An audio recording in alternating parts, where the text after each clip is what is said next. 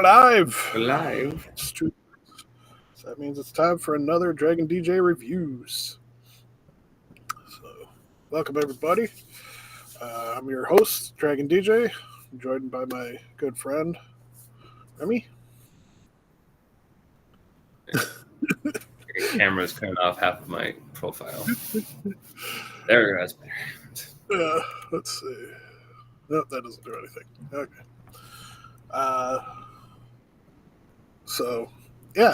Today we're going to be talking about the first 6 episodes of the anime series Kaiju number 8.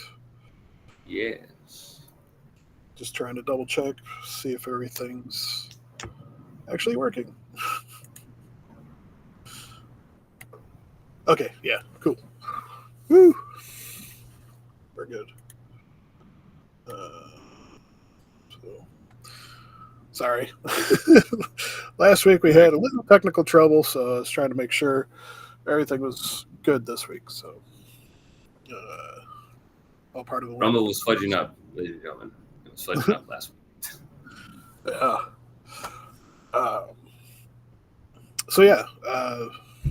Kaiju number 8, anime series that came out this year. Manga's been out for a little while, I'm assuming. Yeah. And first season's only 12 episodes long, so pretty short season, but that's how a lot of the anime shows are lately. So, I'm in the first seasons. Sometimes the first season is only like 12 episodes, and then they extend it longer in later seasons. Yeah. So for those who aren't familiar with Kaiju number 8, it's kind of a new twist on the human versus Kaiju mythology. And one of the things that to me is kind of interesting is they have a team of people fighting these kaijus, and the more I thought about it, the more it reminded me of the mutants in Godzilla Final Wars. I was just about to say that. Even their suits, I'm like, oh my god, they're just the mutants from Final Wars. This is literally like the movie. Yeah. So the main difference, though, is that in the mutants actually had like powers. They had strength and speed and agility and stuff. Whereas in Kaiju number 8, the suit gives the humans those abilities. Yeah, it's like a Diet Iron Man suit.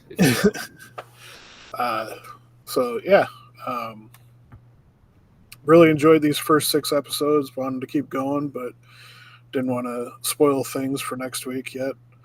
Yeah. This, fair warning for everybody, this is my second time watching the series. This is DJ's first time watching this. Yes. It's going to be interesting for me. Remy's going to be leading the chat a little bit this time, since he's a little bit more familiar with the series, and I'm still brand new to everything.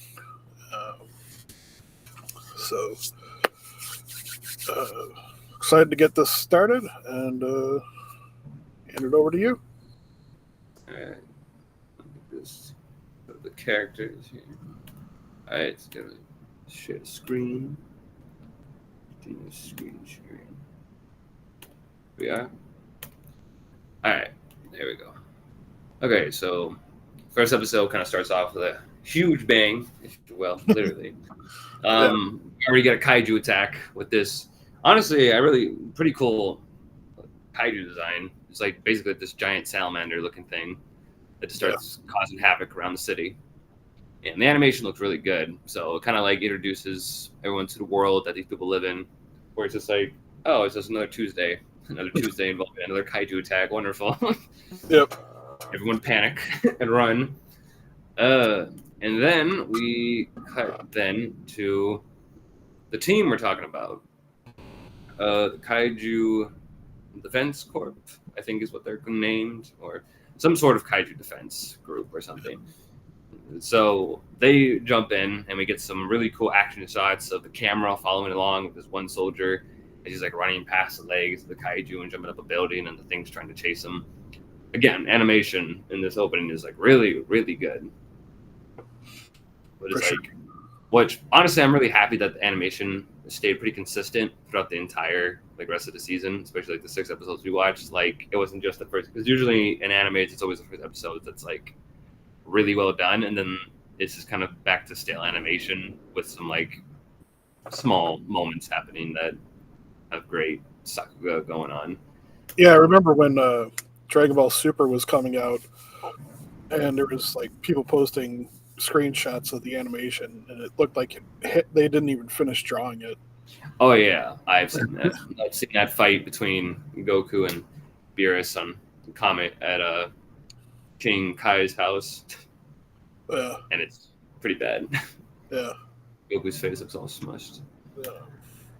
Then we cut. Then during this whole fiasco, we see this woman with a giant freaking Metal Gear gun pointing it at the kaiju and just lights it up.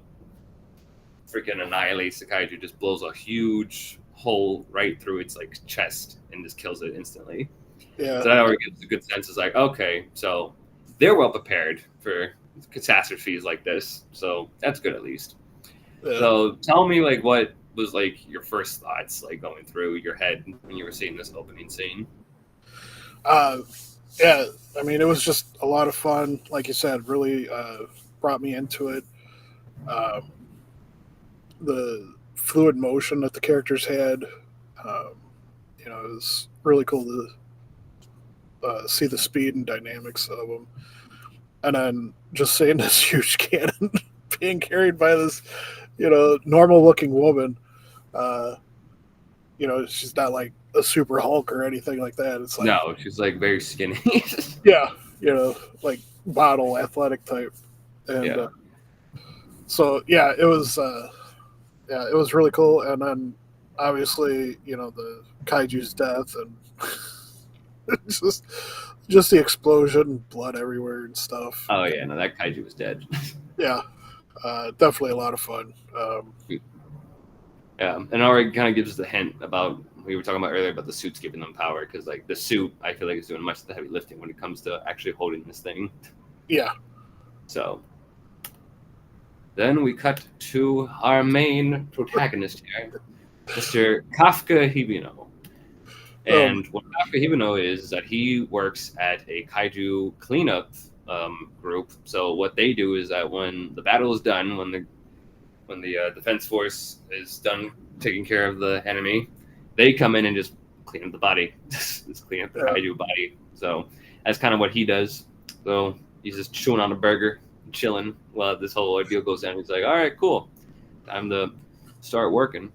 Yep. So they get to it, and we have this little small moment here where the footage slows down and we see these two cross between each other, giving us a hint that, oh, there must be a connection between these two characters. Yes, there is a connection between these two characters. So they walk by each other, and we see a little bit of the day in life of Kafka and what he has to go through when he's cleaning. So he's just up here chopping up some stuff, all bloodied up. He has to like get a crane and everything and climb up the kaiju. The structure that they put up around it was really cool. That like kind of like barricade or whatever. It's like surrounding it. Yeah, that's very cool. Like again, like I feel like the anime and plus the manga when I was reading it like had very good like, to me it had like decent like world building to it, like how everything like functioned around the kaiju. I was like, all right, I like this. I like the world that the mangaka has created for this series. Yeah. So give me some thoughts, DJ, about what you were thinking about our introduction to our man Kafka. Well, yeah. So Kafka's he's hilarious. I love him. Yeah. So the fact that he's just sitting there casually eating, while looking through binoculars at all this blood and guts,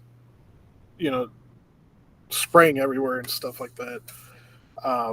And then, just nonchalantly, cutting up the kaiju, it obviously speaks to how long he's been doing this.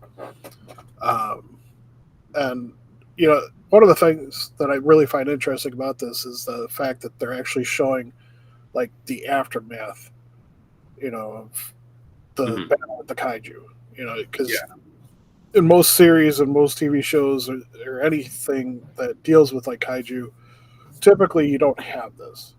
You just have like the big battle. You see the destruction. You see the dead kaiju or whatever, and then next episode, city's back to pristine condition, and there's no remnants or anything.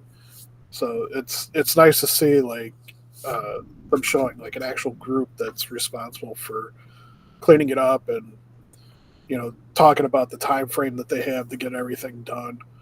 Uh, and obviously, we're going to get to the really about to go into the really gross part. But yep.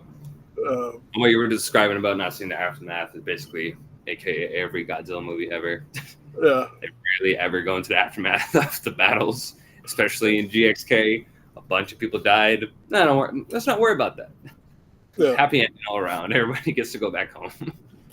Well, heck, not only GXK but King of the Monsters and yes, almost all MonsterVerse movies. Yeah. Okay, so this is the part we're talking about as the most disgusting part, where eventually Kafka is given cleanup on the intestines, and we have these two coworkers talking about, okay, what's so bad about the intestines? And he just starts describing, well, the intestines are where the kaiju eat everything and where everything is being digested, which eventually means that you're going to find their intestines full of crap, literal crap in this next image. Oh, wait, no, did I not have it? No. Fail. I thought I had it. Damn it. Oh, you know what? You know what? I think I got an image of it in the next episode. Oh, wait, no. Later down the line, I think. Hang on, let me see. Hang on, it's somewhere here. Not there. Oh, right there. Right there. There's a little bit of it. Yeah. Yeah, so basically it's coming up and you're just seeing all this censored brown stuff come out, which is obviously meant to be the kaiju's poop, and it gets all over him. It's disgusting. Absolutely. It's horrible. Yeah. So then afterwards, we then cut to Kafka, just going back to his home.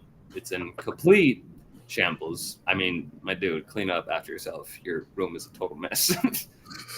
He's got like litter everywhere and stuff like that, but what they show him is just watching the TV, and it's just talking about the events happening today, the whole kaiju attack and what the defense force did. And then as he's watching television, we get a little sneak peek at Kafka's past, and there's this strange girl next to him, standing there as they're watching the destruction of their city, a little small town, happen right in front of them. So then that kind of gives us another hint at, there's some connection going on between Kafka and somebody else. And we get this little small moment of Kafka turn off his TV and kind of regretting not joining the defense force, as it was kind of revealed that was his dream at one point. He wanted to join the defense force, but life did not turn out so well for him, and he was stuck doing the cleanup job. So yeah. Kind of, it's a good way of making us sympathize with him, going like, that sucks. Yeah. Anyway, moving on. Next day, Kafka gets back in the work, and we're introduced to another major character named Reno. His last name escapes me. And Reno is a new worker coming into the cleanup group who actually inspires to also be a member of the Defense Corps.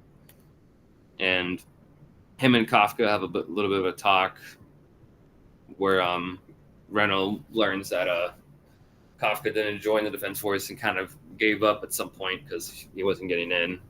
And Reno kind of asserts him was like, well, you gave up. I have no intention of giving up and joining the Defense Force. But then he kind of instigates Kafka going like, why did you give up? And that kind of makes Kafka pause for a moment there. And then they carry on with their work. And Kafka's like, well, no worry about that. Let's get back to it. Well, and what's funny about this is they assign the new guy to do this duty. Oh, yeah, that's right, yes. Kafka's like, good luck with that. And they're like, no, you're going to teach him. He's like, what? 2 days in a row? Yeah, he's like, I just did it yesterday. Yeah, that was a good, funny moment. Another thing I really love about this series is the like expressions they give the characters. Like the expressions on these characters are so good. They're like so Yeah. emotive, and it's just hilarious to me. So And that little moment there. couldn't Then, help oh but yeah, feel sorry. no, you're good. Couldn't help but feel a little bit of a similar dynamic between these two and One Punch Man and the cyborg kid from Oh, Genos. Genos. Yeah, Uh, I can kind of see that. so I don't know, just something that popped in my head. No, it is true. I can kind of see the similarity. Yeah, and also like DJ, you can like come in anytime if you want and just speak up. I don't know. I'm just going through the story, but you can come in and give your own thoughts, like I used to do with Godanner and Guyver. Yeah, So we'll get this little moment between Kafka and Reno during a lunch break where Kafka kind of gives him this little like juice thing to help him like eat something because Reno was so disgusted by the intestine cleanup that he literally cannot eat anything. And so Kafka's like, here, just drink that.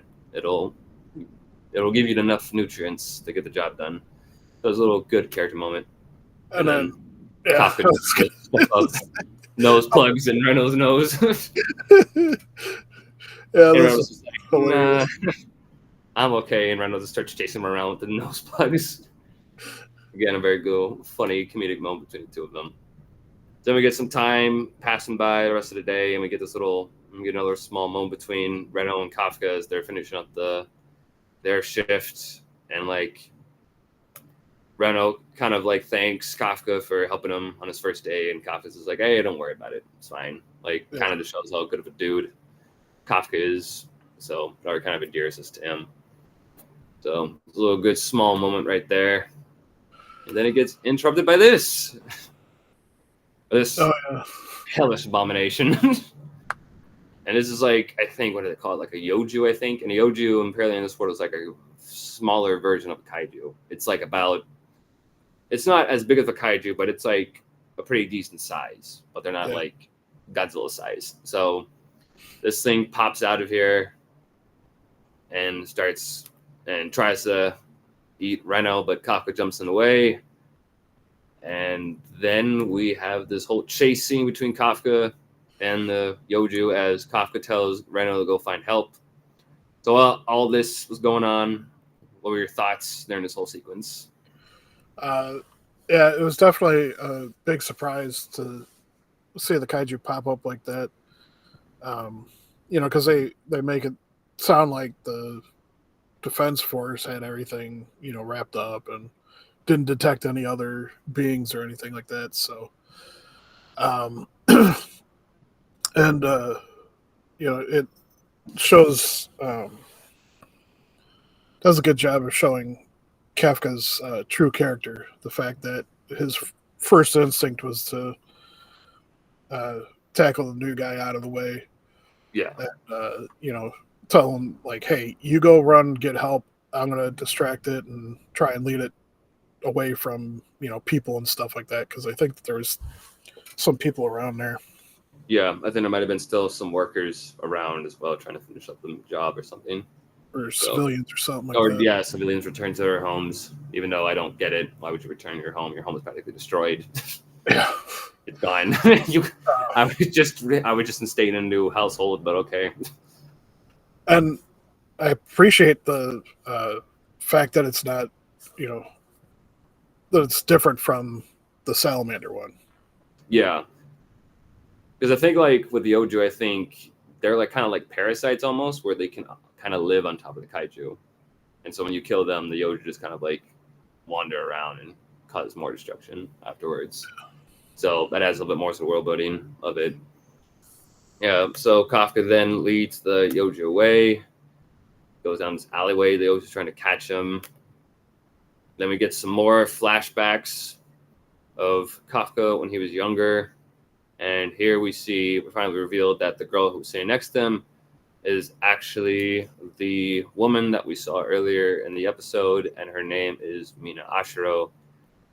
So it kind of gives us a hint that they were good friends back then, but something happened. There was a rift between them, which mainly they state later in the show. They state later in the show the reason why there was a rift is just because Mina, we saw, was able to get into the defense force while Kafka was held back, so they weren't able to join up with each other. And that kind of puts more of a strain between them because they were kids and they made a promise to that they were going to join the Defense Force and take out all the kaiju together if they could. But as we saw, fate was not so kind to our boy Kafka. Anyway, it gives a little prelude to the difference in their characters too. That is true. She's extremely serious. Doesn't seem like she has any joy in her life. And he's, despite the fact that he failed to get in, he's still finding some joy in his life. Yeah, especially like back then in the flashback, they even have that little moment where he's like, "Dang it! I was so close to being this one game, but the kaiju had to come in and ruin it." She's like, "A game? Really? That's all you're thinking about right now?" Yeah. Kind of just gives her a little cheeky smile, and that kind of like cheers her up. Kind of gives like the idea that Kafka was like her like what's what I'm looking for? Kind of like emotional support kind of person for her. Kind of like helping her through tough times. But enough of that flashback bull crap. We got Kafka gets smacked around by the Yoju as we see here, just freaking swatted into the sky by it.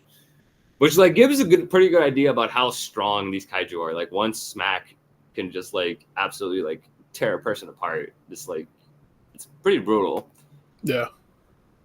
So Kafka goes flying through the air, and as we see here, he's about to get munched on by the Yoju again. But lo and behold, Reno comes in with a good smack to the face and with a street sign. Yes, freaking street sign. I'm like, good lord, that guy's strong.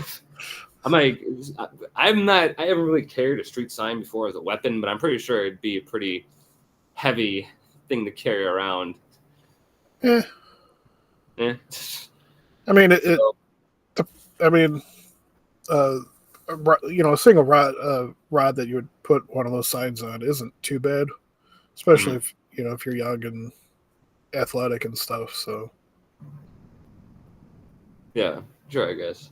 Unless the cement is still on it, then that's a whole different story. But yeah, no, you could be right. Because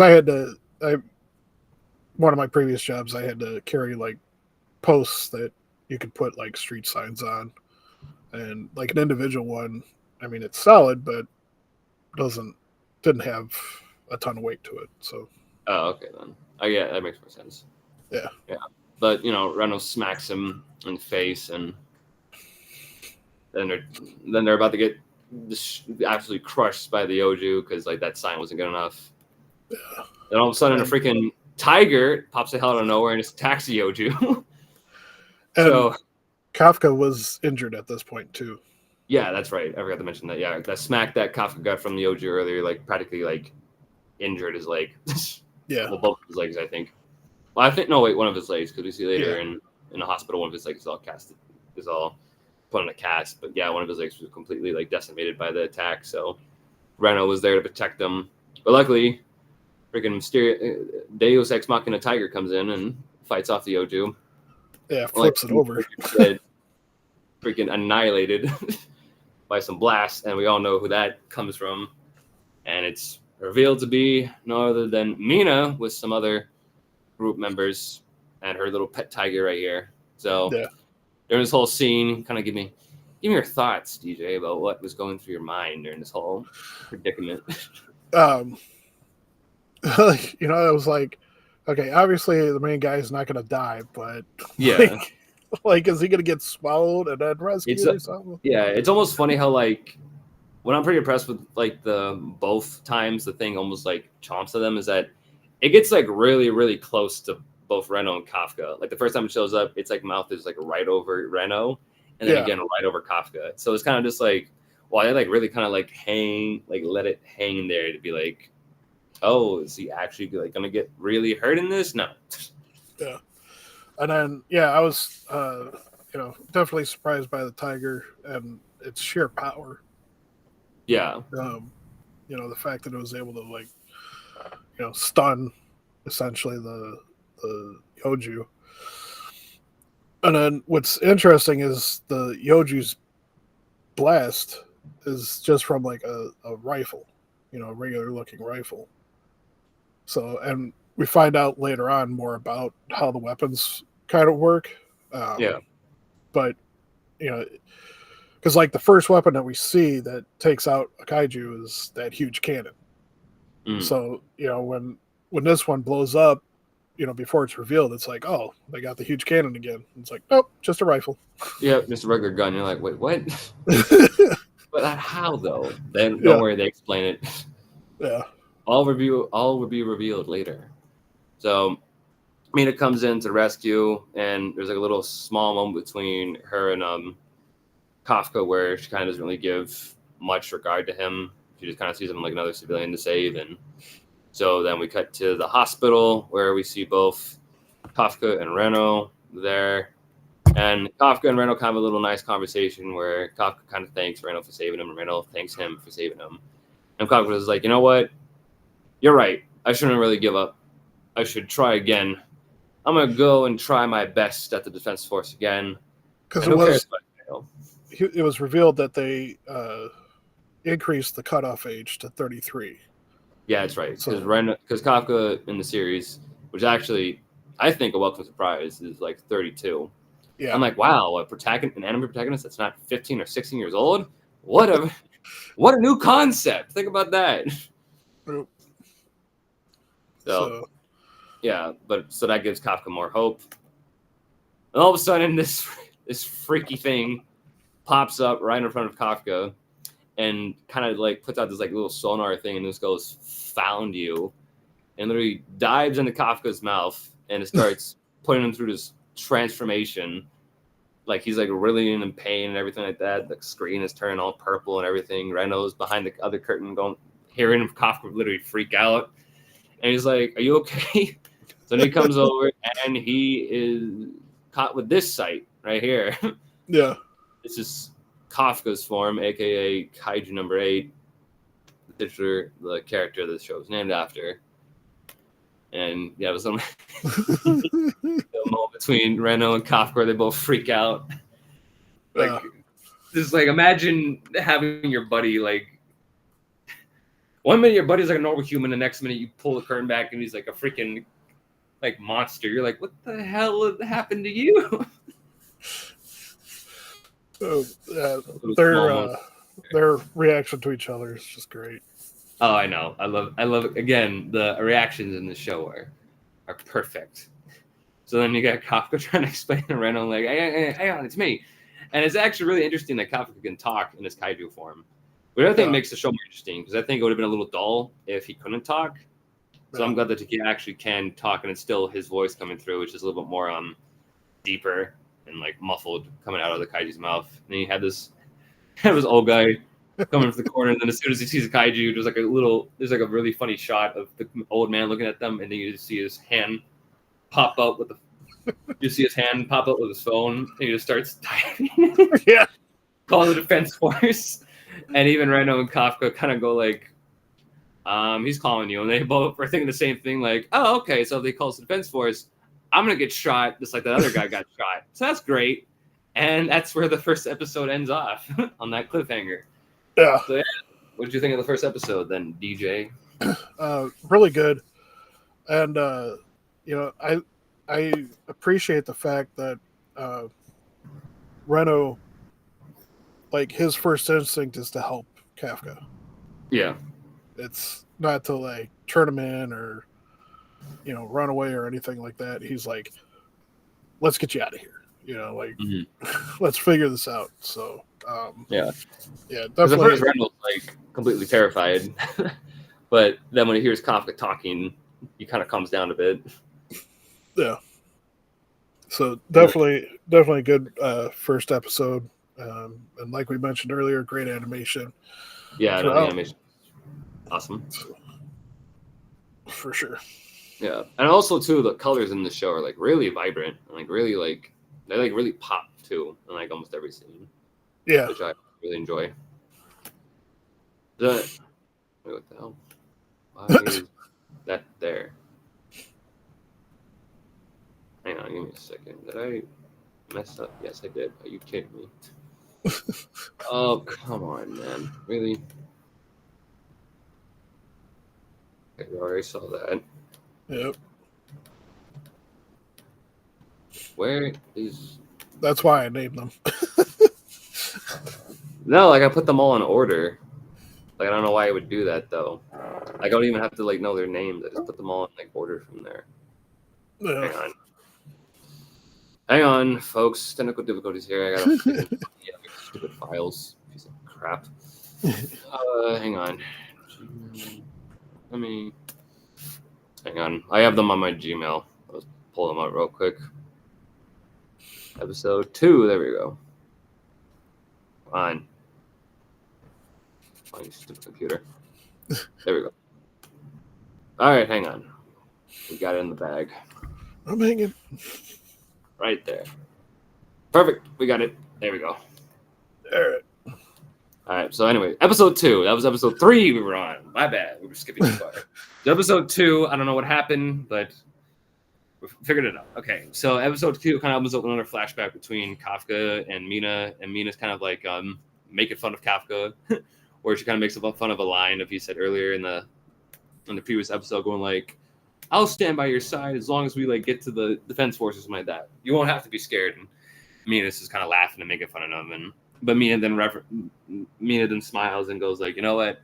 I'm actually happy you'll be next to me because that way I won't be as scared fighting the kaiju as I would be. So it's like a little cute, little wholesome moment between the two characters. So like, what do you think of this little flashback between the two of them?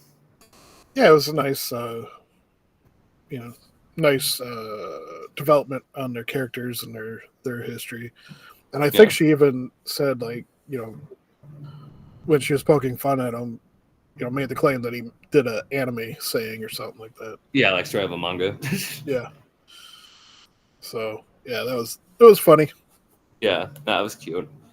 And then we come back to present day where Mina and a couple other of the Defense Force group members have been called in for a kaiju sighting, which is obviously the sighting that Kafka just had at the hospital, thanks to that old man. Yeah. So we have this little shot of them all grouping up. Then we cut back to the hospital where the old man is freaking the hell out of Kafka. And so Reno and Kafka are just like, what do we do? Maybe you should smile. Maybe that might help a bit. So Kafka then does this. Tries to smile at the old man. But it just not working out because he looks absolutely terrifying. Yeah. Has a freaking venom tongue like going around. He's like mouth. And the next shot is just the old man going into a seizure. So that's cool. And Reynolds is like, oh god, no, it didn't work. So like goes to check on him. And he's like, hang on, let me go check. So he like literally puts his hand on the wall and just boom, creates like a huge shockwave throughout the entire room. It's just like, wow. So that like kind of gives an impression about how strong Kafka is without even trying to be. There's just like a simple touch from him on the wall just creates that much damage. Yeah. Yeah. So like, but that was it kind of like reminds me of like a thing Goku would do. Like if he like tried to gently touch something, it'd just shatter. Like that scene in Dragon Ball Super where Vegeta's trying to crack eggs and he keeps bursting them. And his fingers is like, okay, gently put on egg. Damn it! He's like, ah! It kind of reminded me of that scene. So then some people in the hospital spot Kafka and Reynolds that are like, all right, better get out of here. So then Kafka tries to open the window and does the same thing, just rips an entire hole right through the wall. And they're like, well, that's great. So they're like, hey, you know what? It's perfect. It works better for us. So they both just jump out of there and start making their way.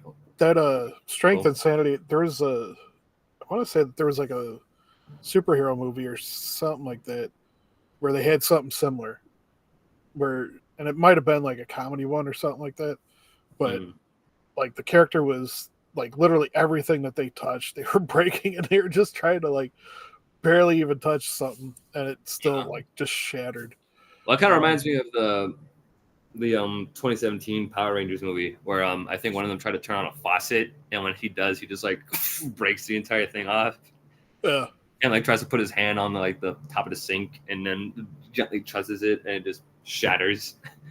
So that might be what I was thinking of. Yeah, I like those little moments where the hero's just like, well, that's great. They have to like keep a better control of their power.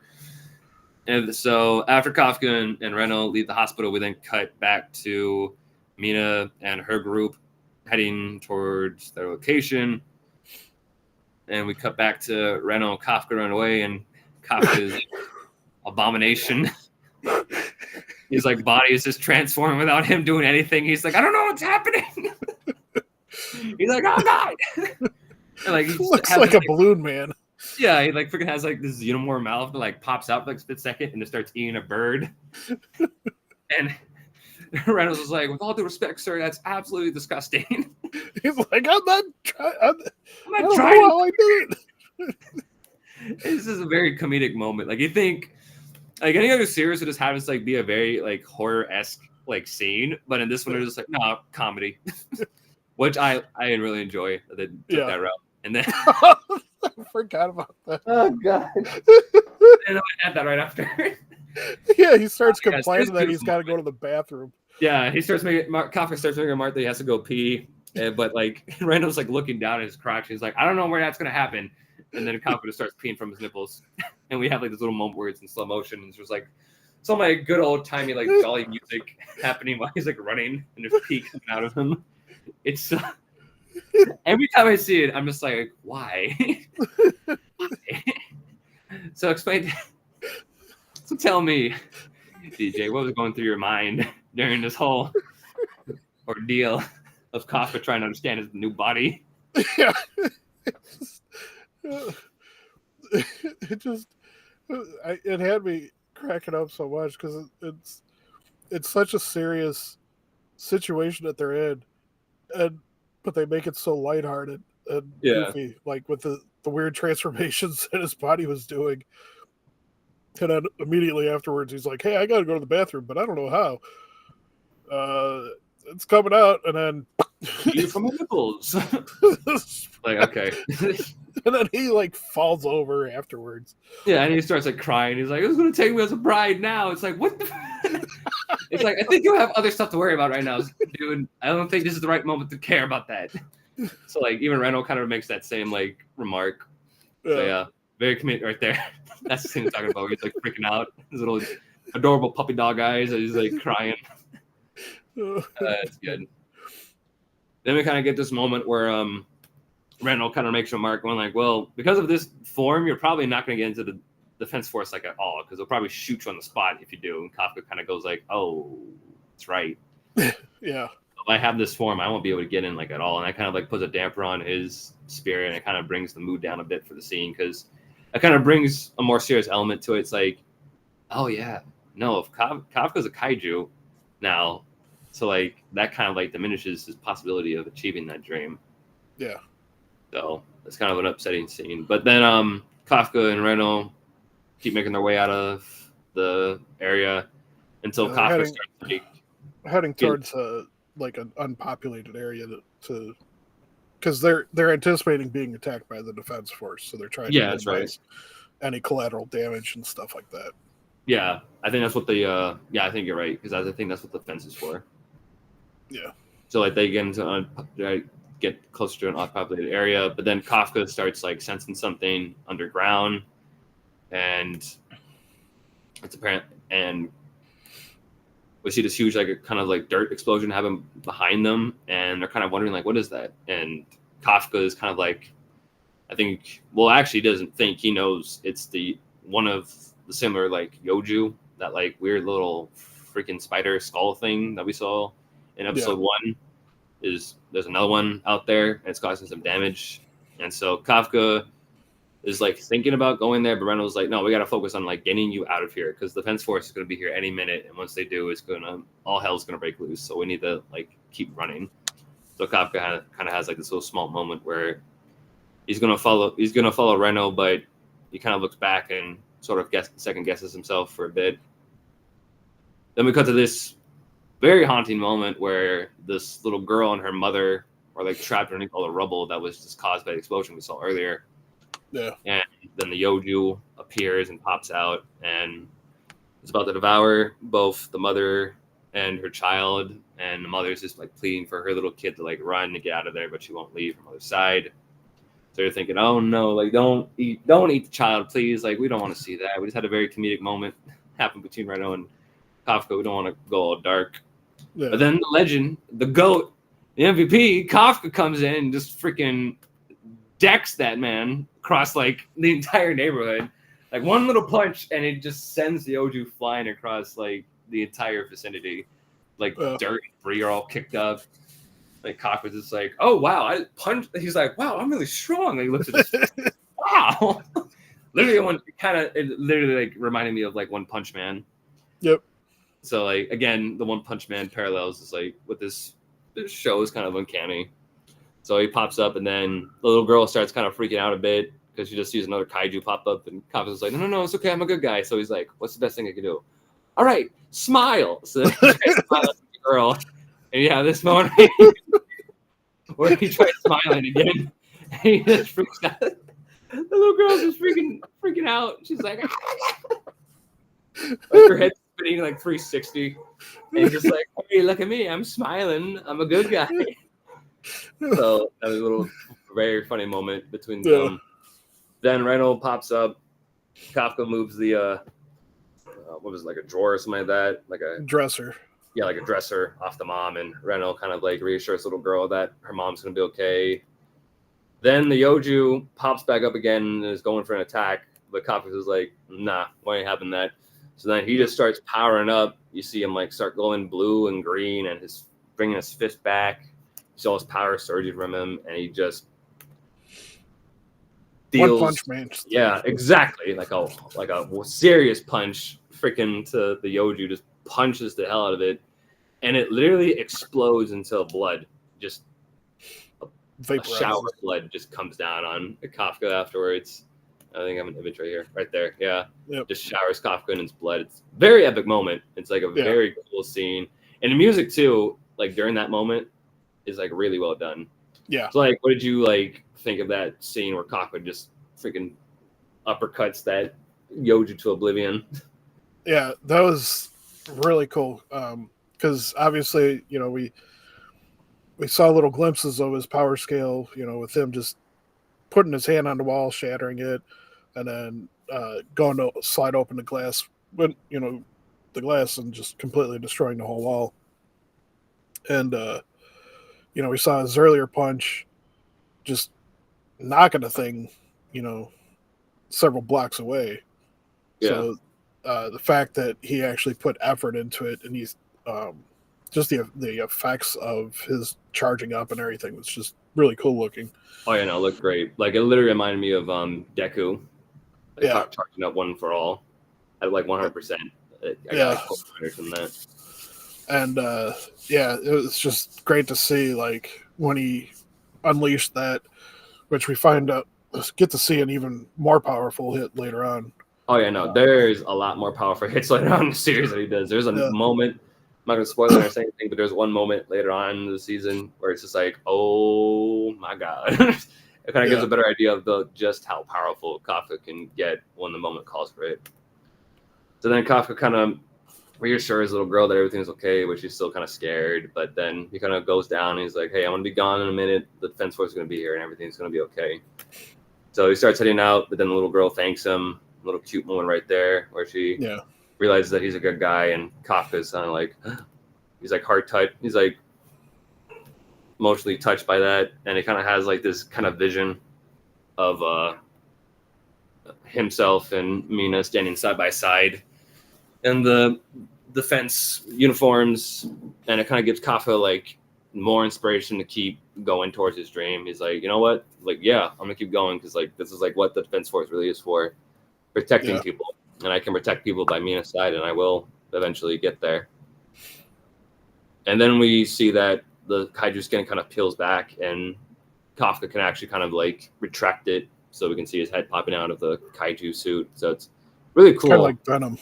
Exactly. Like again, there's like a lot of like similarities between this character and Venom, which I'm a huge Venom fan, so that works for me. Yeah. So then Mina and her group pop up finally, and they see the devastation.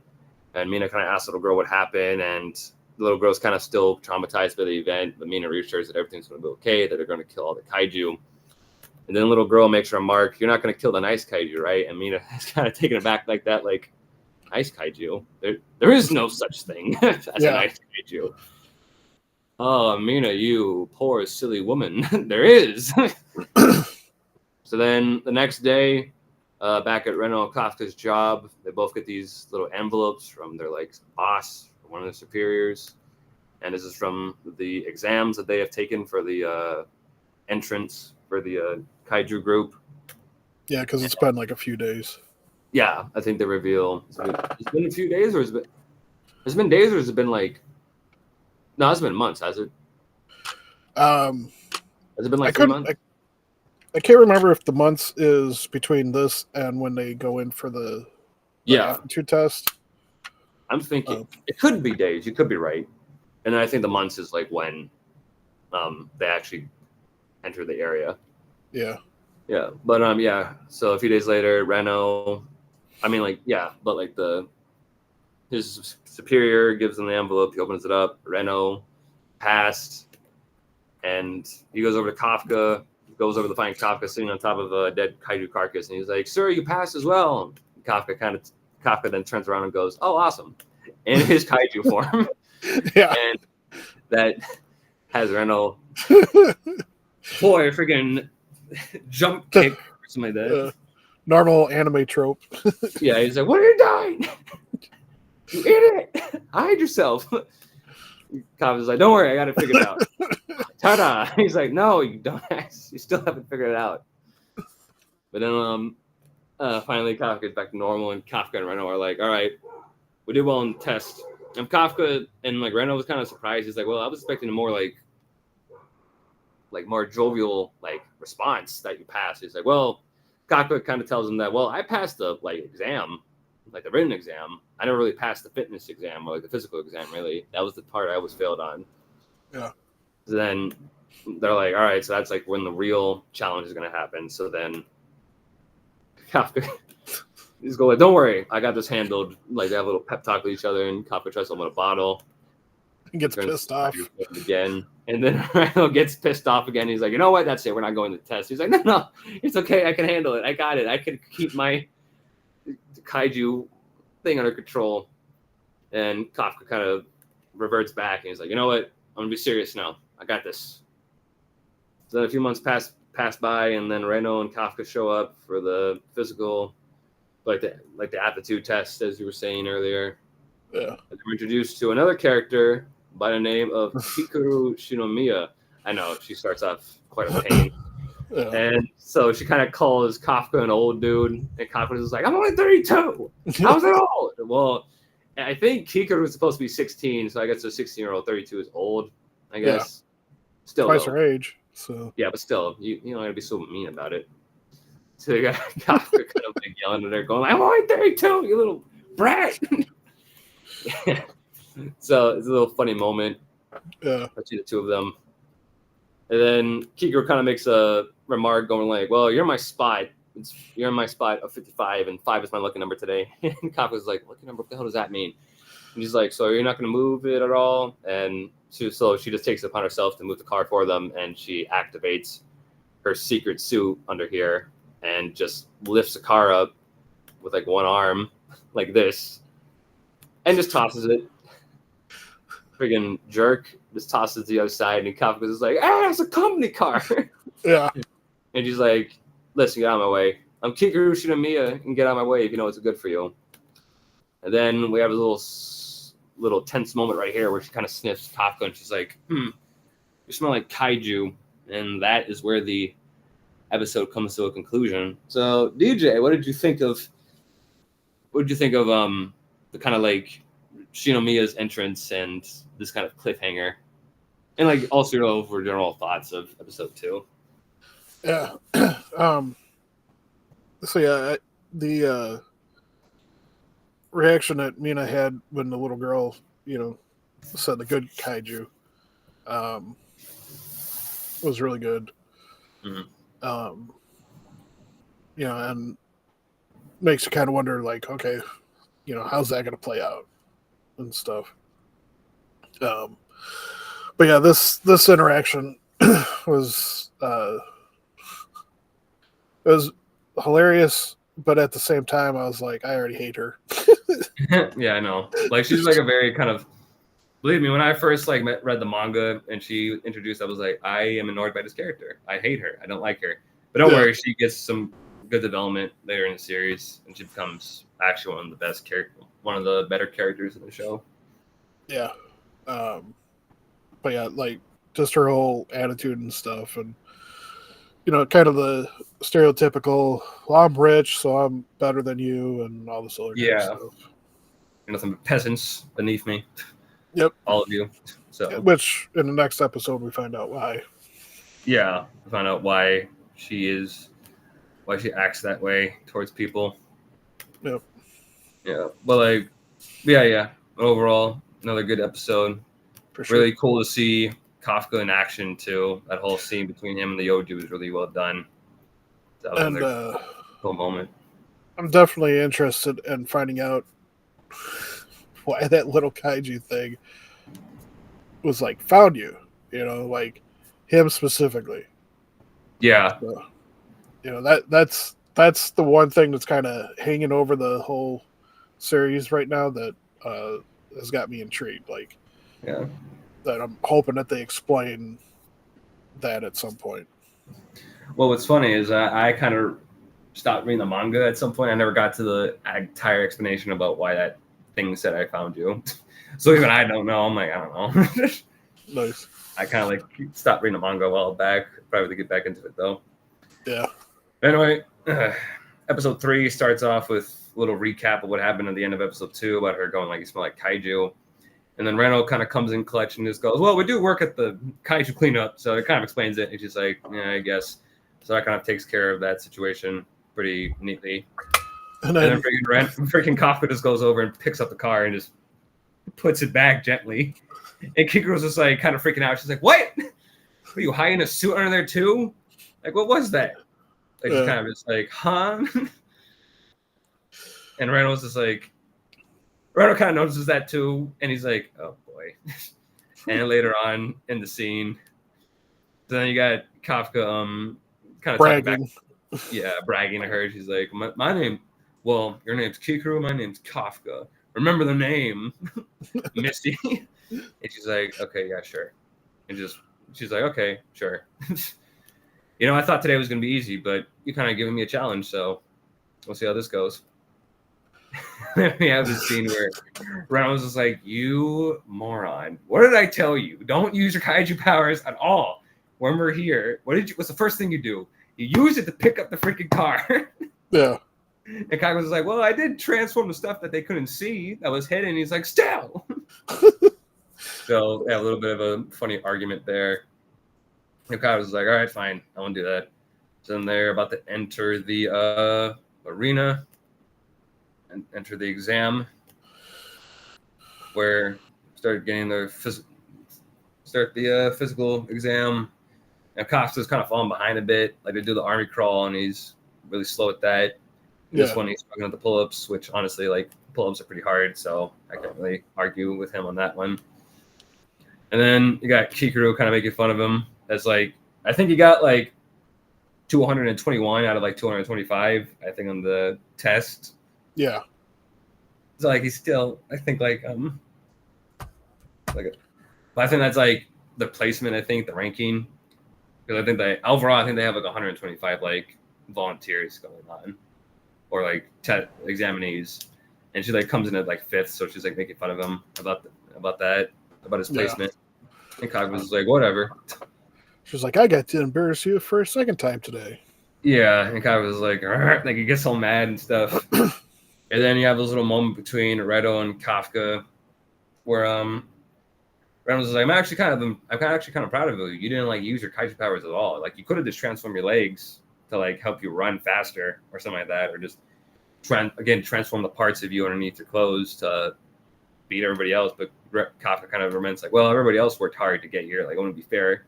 Yeah. For me, to just use his special ability to cheat, which honestly, again, really good character trait for Kafka. I really admire that. He's a very honorable character, and I like that aspect of him. Yeah, like he gets all this power, and his first thought isn't to like use it to make himself rich or anything like that. His first thought is like, I need to protect people with this. Yeah. It kind of just gives him a better chance because like he was weak at first and now he's just like, I have a better chance to actually take these things on than I ever did in the past. Yeah. But then Cobb kind of freaks out a bit. He's like, why is this so hard? You know what I should have done? He kind of second guesses himself. He's like, you know what? Screw that. I should have done that. I should have used the Kaiju powers to help me out. And Reynolds was like, well, we still got a little bit more of the test to go, so maybe you might do well in the later half. He's like, sure. So then we have this little moment where Mina and another one of her vice captains are talking, and they're kind of go over the examinees, and writers are just about to introduce all the other people. Reynolds does the same thing with Kafka, and we get introduced to some new characters. This character's name is what's his name? I don't know. Where's Hayarichi? Is that his name? Oh yeah. So this character's name is Hayarichi Izumo. I think that's how you say it. I kind of forgot this guy's name. Yeah. But they don't mention it very often. No, they don't. They don't. Well, to be fair, they barely mention any other characters' names very often as well. Yeah. But they introduced this character, and he's kind of they kind of just like go over like a bunch of these different characters and like how their placement is. We have another guy here, and he's interesting because like his teeth are the the sharp. Yeah, the sharp kind of teeth. And they don't address it at all. Yeah, they He's don't. Supposed to be a normal human. Well, I feel like that comes with like most anime, where some anime characters have the sharp teeth and nobody mentions it. But usually they have like some kind of powers or something like that. Yeah, that's true. Or they're angry, or and like, well, that kind of is his character. And by the way, this character's name is Ihuru Furuhashi, which we'll just call him Ihuru because it's easier to remember. So this is Ihuru, and Ihuru is like kind of like that bombastic kind of like challenge accepted kind of guy. Goes for like all the hard stuff and wants to prove himself. He's kind of like a Bakugo, but like he's less of a jerk than Bakugo is. Yeah. And then we have another character introduced by the name of Aoi Kaguragi, I believe. Let's call him Aoi. And he's actually he used to actually be, I guess, military. Yeah. So he has some military experience, which I mentioned. And also too, like a lot of these characters have really cool designs. And then we're introduced to Kikuru Shinomiya, and we find out that Shinomiya is the daughter of one of the more upper captains, Captain Shinomiya, which is like like the director of the whole. Yeah, the director, I think. Yeah, like he's like really he's like up there. I think he might be like the top dog too, actually. So it explains why she's so rich and why she kind of acts the way she does. So then Kafka kind of fanboys out a bit. He's like, "Whoa, you're the daughter of that one guy? That's so cool." And then they call him the fanboy. And then he starts getting pummeled by her security guards, which are like, "Get your hands off the woman!" And they start kicking the crap out of him. And Kikuro's just kind of taken aback. She's like, "Okay, that was weird," but still kind of like laughs in his face a bit about it too. So she still kind of has that same attitude. So we get this little nice moment between Kafka and Reno where they're like, all right, let's do our best. Then cool. Yeah, we're introduced to another character by the name of Captain Hoshina, which is the vice captain that always appears when Mina does. So like he's like second in command, like right after her. Yeah. And he kind of introduces the rest of the examinees to this like enclosure or like this giant gate. Yeah, this giant gate that is holding a bunch of kaiju inside for them to take on. And so I know we went through a lot, but kind of give me your thoughts on like what you thought of all these new characters and like the idea of this whole test that they're about to commence on. Yeah, so like you were mentioning, some of the characters are very reminiscent of like the My Hero Academia ones. Mm-hmm. And the guy with the teeth is kind of like a combination of the hardening guy and Kirishima and Bakugo. And then the hair bun guy, he's kind of like he's very reserved. But he's still jovial and stuff, so it kind of reminds me of I'm horrible with names, but the Fire and Ice kid. Oh, Todoroki. Yeah. And then the military one reminds me of the guy that was being originally groomed to be take on the One for One all. for All. Oh, well, the million. Yeah, Lemillion. Oh, okay, really? Because like, I think their personalities could be any more different. Well, I mean, look at like the aesthetics. Oh, like design wise, yeah, I can kind of see that.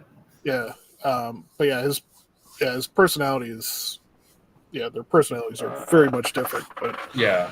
um, but also he's like has the biggest prowess, like physical prowess and everything like that. So he's like kind of that. I think he was like the top of the class of everything, like as far as Yeah, I think so. goes. Like until like Kikaru showed up, but yeah, he's like one of the more upper echelon ones. Like he's like one of the more top scorer examinees. Like he like kind of like matches up with Kikaru at some points too. Yeah. So, and then when they opened this gate and just left it open, I was like, what? You don't think one of these is gonna run out, do you? And of course, one of them tries to, but like a huge like fence pops up and kind of keeps it caged so it doesn't hurt anybody. And Kafka's kind of freaking out a bit because Randall told him like, "Don't worry, we're just gonna do a kaiju cleanup disposal." And Kafka was like, "You liar! Yeah, we're gonna fight kaiju. I can't fight kaiju." He's like, "Well, I said it was the last. That's what they did the last Yeah, year. it last a couple years, but they like changed it like suddenly." So then we have this little scene where we get introduced. We get a better idea of what the suits actually are, and what the suits do is that when you put them on, they kind of like cling to your body, like they actually like morph around the user's like body as it does with Reno right here.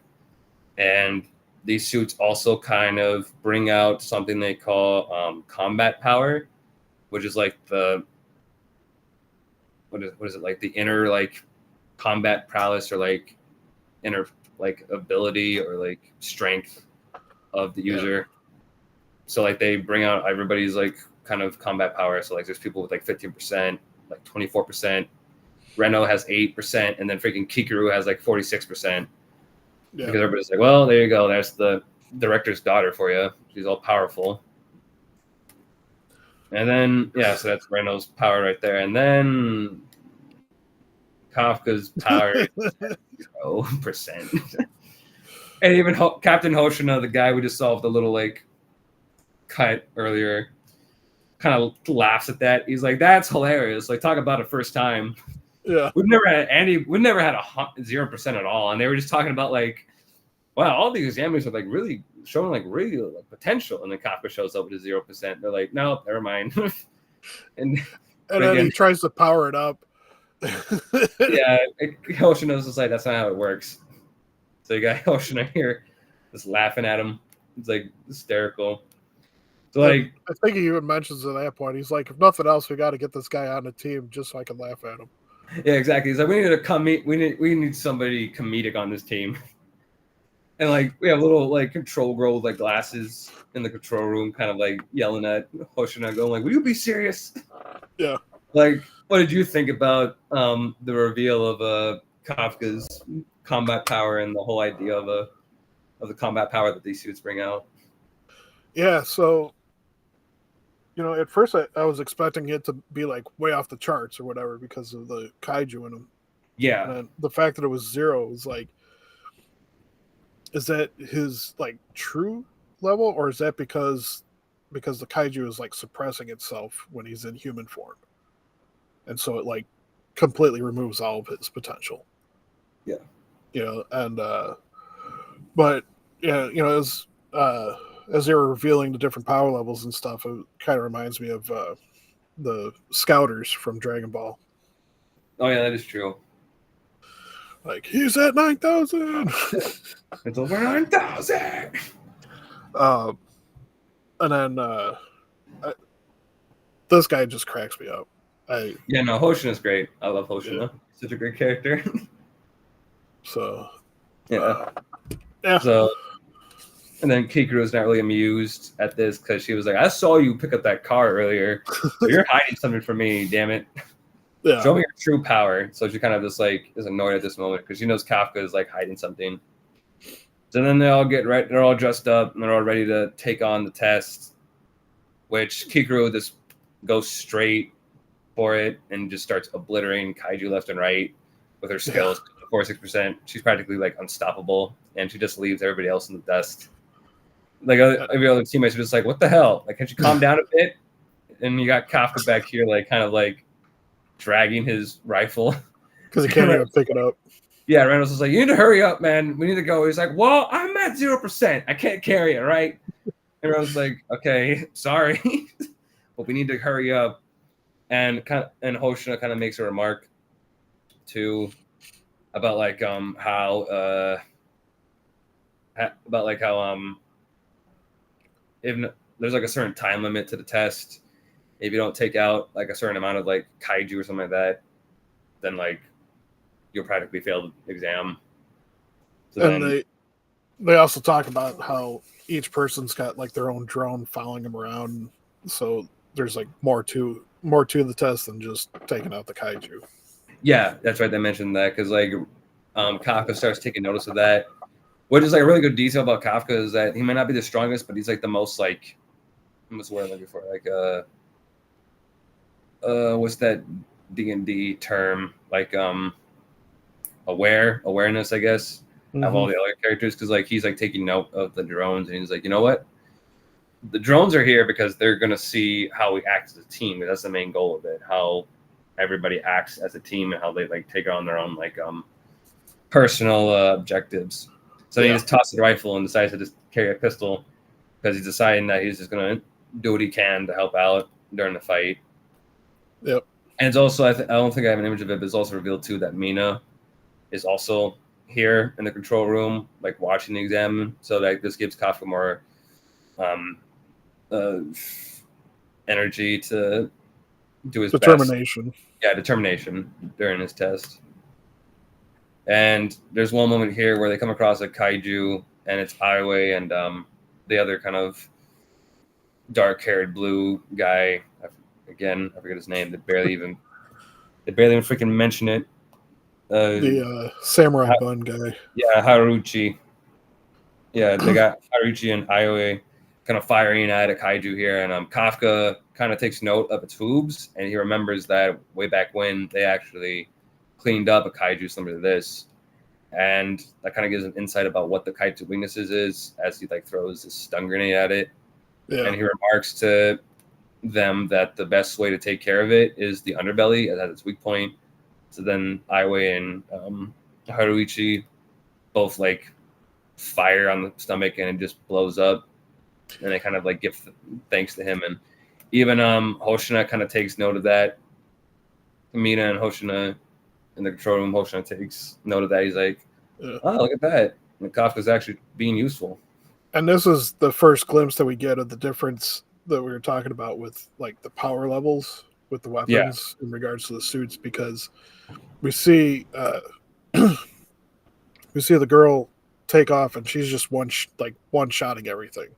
Yeah, exactly. Meanwhile, like those two are like having to shoot off multiple bullets in order to take care of it, and it wasn't doing anything. Yeah, exactly. So they finish that off, and then fortunately, Kafka gets ambushed by one of the kaiju, and it does some pretty serious damage to him, smacking him against his wall, and he's like down on the ground. And Hoshina, I forgot to mention this too, Hoshina did also talk about how the suits have built-in force fields or something like that, or shields around them. So if they have to use them, then they fail the test. So Kafka's on the ground, he can't really move, so he think he's going to fail the test. But then Kikuru shows up and kills a kaiju, and she's like, look at that, I embarrassed you a fourth time now. Or a third time. Yeah. And so then, and also mentions that she's not going to allow anybody to die or anything while she's on the field. That is true. So that kind of gives her more insight into her character, going like, okay, so she doesn't completely suck.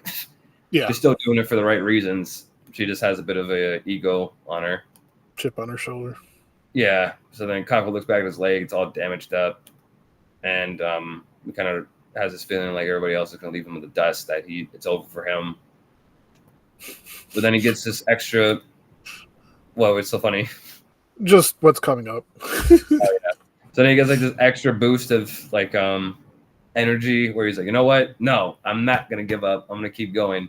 So then he gets up, and it's all this big inspirational music. And Reynolds kind of taken aback by Kafka's like surprising like determination to finish this. Yeah. And then Kafka's combat power raises up to 0.01%.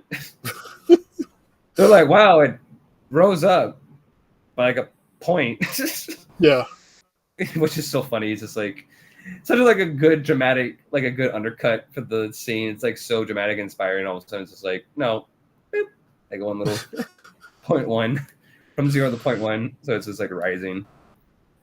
And then we have this little moment right here between Mina looking at Kafka, and Kafka kind of looks back at her through the camera, and with a new goal to finish this, no matter what happens to him. And that's where episode 3 ends. So, what do you think of episode 3 there, DJ? Another fun, good episode. I like that we finally get an explanation about like the suits and everything.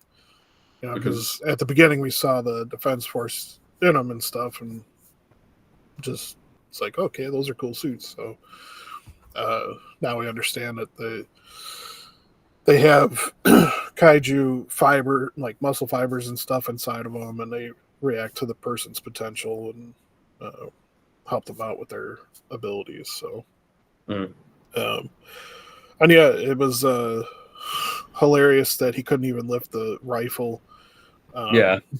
Which again shows like how much the suit is like boosting them. And because he's not a weak guy.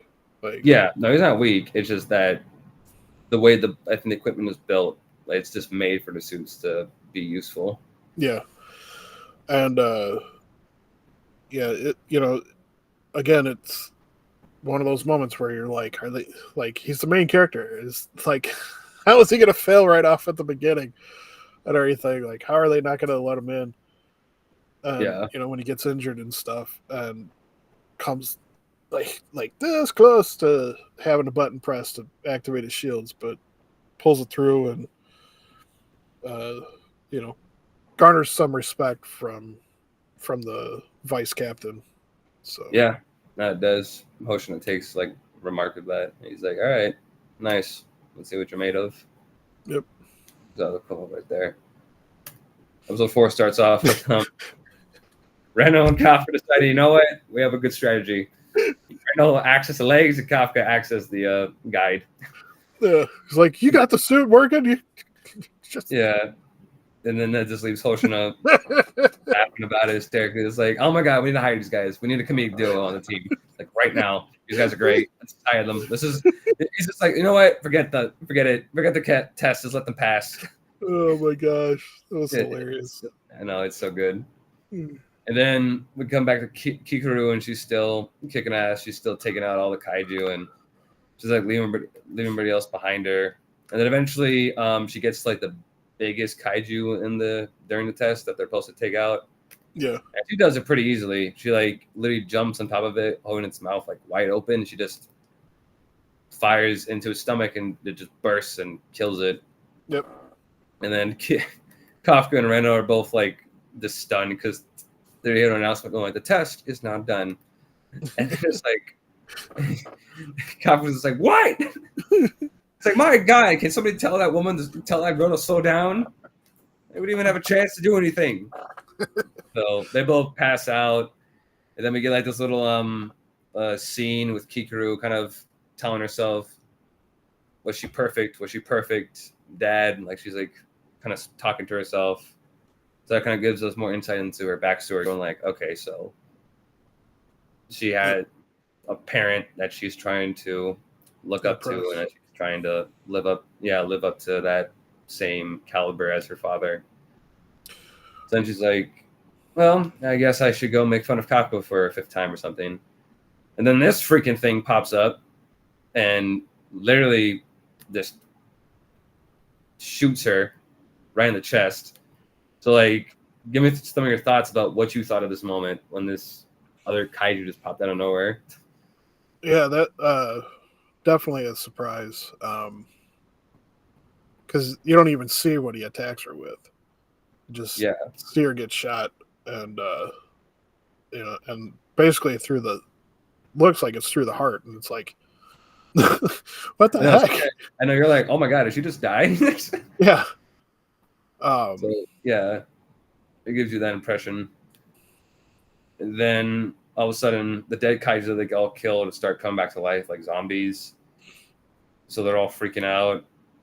And then we cut back to Kikuru and we find out that she like kind of focused all her energy into that shot at the very last moment and managed to like keep it from piercing her heart.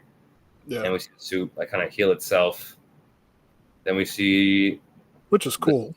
Yeah, really cool actually. I like that aspect of the suits. Then we see the kaiju again, and it's kind of bringing back the big one to life as well. And this one can actually talk too, like Kafka can talk. And that kind of throws Kikuru off. She's like, this one can talk. Like, what the hell? And then this kaiju, we see what exactly this kaiju shot at her. As like what it does, it's like finger kind of blows up, and then just like shoots like a dart like right at its victims. And this, it's like shooting its fingernails at her. Exactly. It just starts like, and then it starts lighting Kikuru up, just like firing like multiple shots at like a rapid speed. And Kikuru just lets out like a scream on like over the intercoms, and that's when Hoshina and Mina are like, all right, something's going on. Like the kaiju signals that were just diminished or were just gone start popping back up now. Like something's going on, so we need to get down there immediately. Like start evacuating the testing room so we can get down there. So then that strange kaiju disappears, and then the big one pops up, and Kikuru, not wanting to back down, tries to take it on, but she gets like immediately smacked out of the way. Yeah, smacked into a wall. Like it's like a pretty big, it's like a really good cut where like she like yells, and then this is the next shot of the thing just like smacking her. Yeah. Like a huge impact into the wall, and that's just like, damn. So then Kikuru is really injured at this moment, and we kind of start getting into more of her backstory where when she was a little girl, she was like at the top of her class as well. I forget what this was for, but she was like at the top of it. Do you remember what she might have been at the top at before when she was a little girl? I think it was just like normal school, because like in Japan, when they have exams and stuff, they post all the results on like a board. Yeah. And so like everybody gets to look and see where they rank in the class. So I don't know if this was necessarily anything special, but it is pretty normal from my understanding of Japanese culture that like whenever there's like exams or anything like that, they have their names listed and they rank them by how well they did on the thing. So her name's at the top of the list. No, okay. So just showing that like even at that young of an age, she was like top of the class and everything. Yeah. No, I think you're right. So yeah, the backstory kind of goes in there. It starts off with this moment between her and her friend as she's like reminiscing about her success on like the exams, that she's like the top scorer. Then we kind of have this wide shot where it's revealed that there is no parent for her. Like nobody's there to like congratulate her, except her butler. He shows up to just pick her up. Yeah. And then we cut back to her house with her dad, director Shinomiya, and he kind of like, yeah, she's got to be perfect. Yep, he's like, you shouldn't let one success overcrowd your mind, or else it's just going to bring you down. So he kind of doesn't like really care that she got top score. He's like, whatever, move on. Yeah, like so giving me very heavy Endeavor vibes as well. Yeah, like the way that he comes across is like if she got anything less than like top of the class, he would disown her. Yeah, he just did not care for it at all. He's like, you need to be perfect for the sake of this country, for the memory of your mother, of your late mother. So we find out from that her mom is dead. Yeah. And they go into that a bit more later in the series. Not this season, but they will go later on to it in the show about what exactly happened to her mother. So then we cut back to the present day where Kikuru still tries to take on the kaiju. and her arm is just completely busted up, like really gruesome sight. It's like, oh my god, not even a suit could fix that. Yeah. So then the kaiju, all of a sudden, this kaiju like regrows. It's these two horns, and apparently those are like, it's like use of power, which apparently Hoshina makes a remark. It's like, we had those cut off. Like, how the hell are they able to grow back? Which is like most likely due to the other mysterious kaiju that showed up to heal it and bring it back to life. Yeah. So then, then Hoshina kind of goes like, I don't think we're going to make it in time. Like, he kind of remarks about what I just said about the horns coming back, and him and Mina are like running as fast as they can to get there. The kaiju starts powering up this massive attack that's about to take out Kikuru.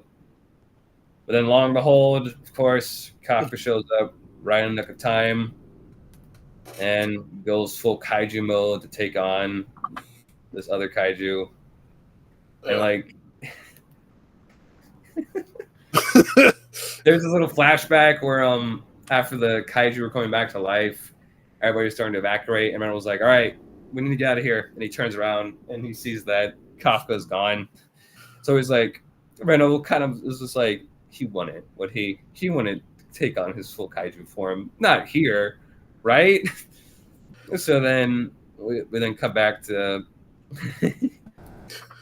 Kafka and Kikuru, and Kafka is just like, please don't tell anybody about this. Please, just keep it a secret. And Kikuru is just like freaking out the entire time. And right as this goes on, the kaiju fires off another shot, but Kafka just like smacks it away, and it just flies off and hits the barrier. Yeah. So again, giving us a better idea about just how powerful Kafka's kaiju form is. Because they even mentioned like right here that the kaiju that they just saw has like a 6.4 like power scaling, while Kafka's has like a 9.8 fortitude level. And even Hoshina kind of hears that from the control room and kind of makes a remark to say that's impossible.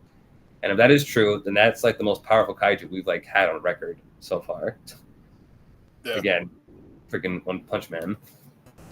And speaking of One Punch Man, as the kaiju runs up to take on Kafka, Kafka's like leg kind of splits open and like plants him into the ground, and then his elbow kind of opens up and a huge like rocket or like something like pops out of it, and he's like powering up and he just delivers like one good old punch, and so powerful that it literally disintegrates the kaiju's skin off to like its bare bones and just leaves its legs in the aftermath.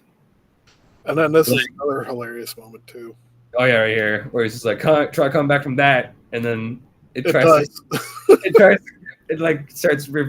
healing itself. He's like, no, I was kidding, don't do it. And then it finally like, and it stops and it just falls back down. He's like, oh thank God.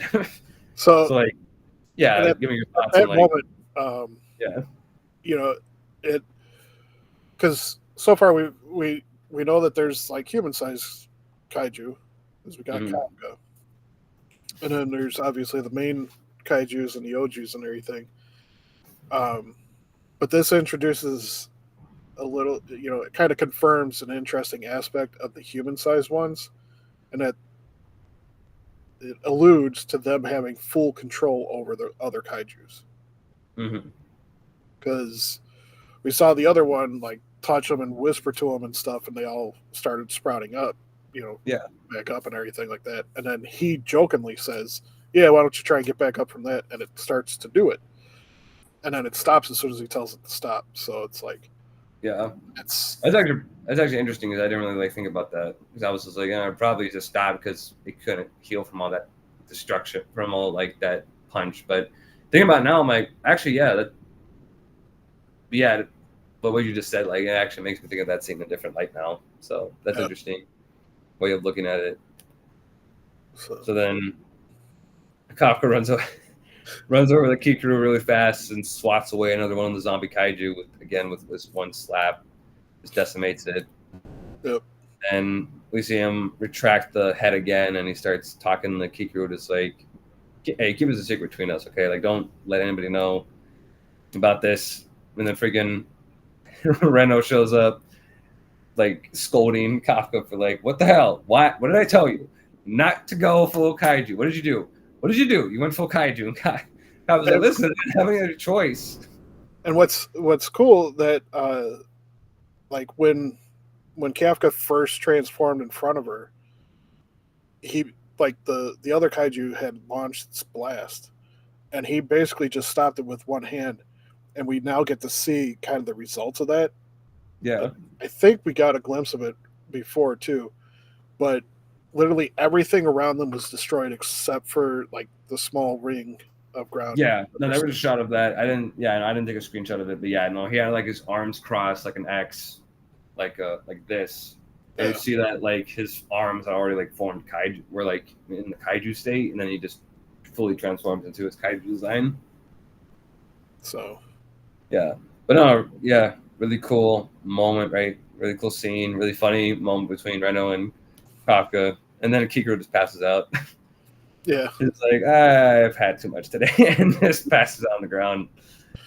So then, we then cut away to a few hours later, where Mina and Hoshin are kind of looking over the aftermath of Kafka's battle, and Hoshin kind of makes a remark like, "This is kind of like similar to what happened like 3 months ago, when we saw that one Yoju get destroyed." So like he's like wondering what's the connection to this. Not to mention that like 9.8 fortitude level that just showed up like out of nowhere. Yeah. But there was like another kaiju present. Then we cut away to Reno and Kafka in the emergency room, where Kafka is getting healed up, and they kind of remark about how Kikuru is doing fine, that she's also getting the proper treatment she needs. Well, she's getting extra special treatment. Oh yeah, that's right. That's why Kafka is yelling in that previous clip, where he's just like, "I want special treatment." And like he clenches his like side because he's still in immense pain. And then then they, before that though, they show them carrying Mira like out through the exit because the drones finally got the cameras working again. Oh yeah, that's right. Yeah, they do. Yeah. Yeah, I didn't think. I didn't take a screenshot of that, but yeah, no, they again like also that's what they did too on the first night. Kafka transformed when they got back to the hospital. Kafka had fully transformed back, and so Reno was kind of carrying him, and they were like, "Yeah, we saw the kaiju, but we're okay." So like they kind of do a similar thing where they kind of pick up Kikuru and take her back, and so that. And then that brings us to the scene where Mina shows up and kind of gives Kafka a salute, telling him thank you for saving Kikuru and keeping and like bringing her back safely. And Kafka kind of hesitates to call her Mina as she like leaves, but he's like, "No, not now. We can talk another time." Yeah.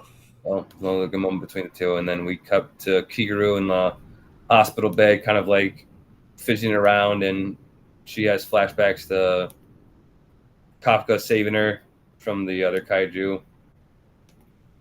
Then Hoshino walks in and kind of like asks her if everything's okay, and ask her like, "Hey, like that kaiju was completely destroyed. Are you sure that was you? Like, were you the one to finish it off?" And she kind of gets another flashback of Kafka, but she tells Hoshino straight up like, "No, yeah, that was me. I did that." So again, really respectful of her, like to like rat out Kafka and really going like, "No, he's a kaiju." She just says like, "No, I did that. I took care of the enemy."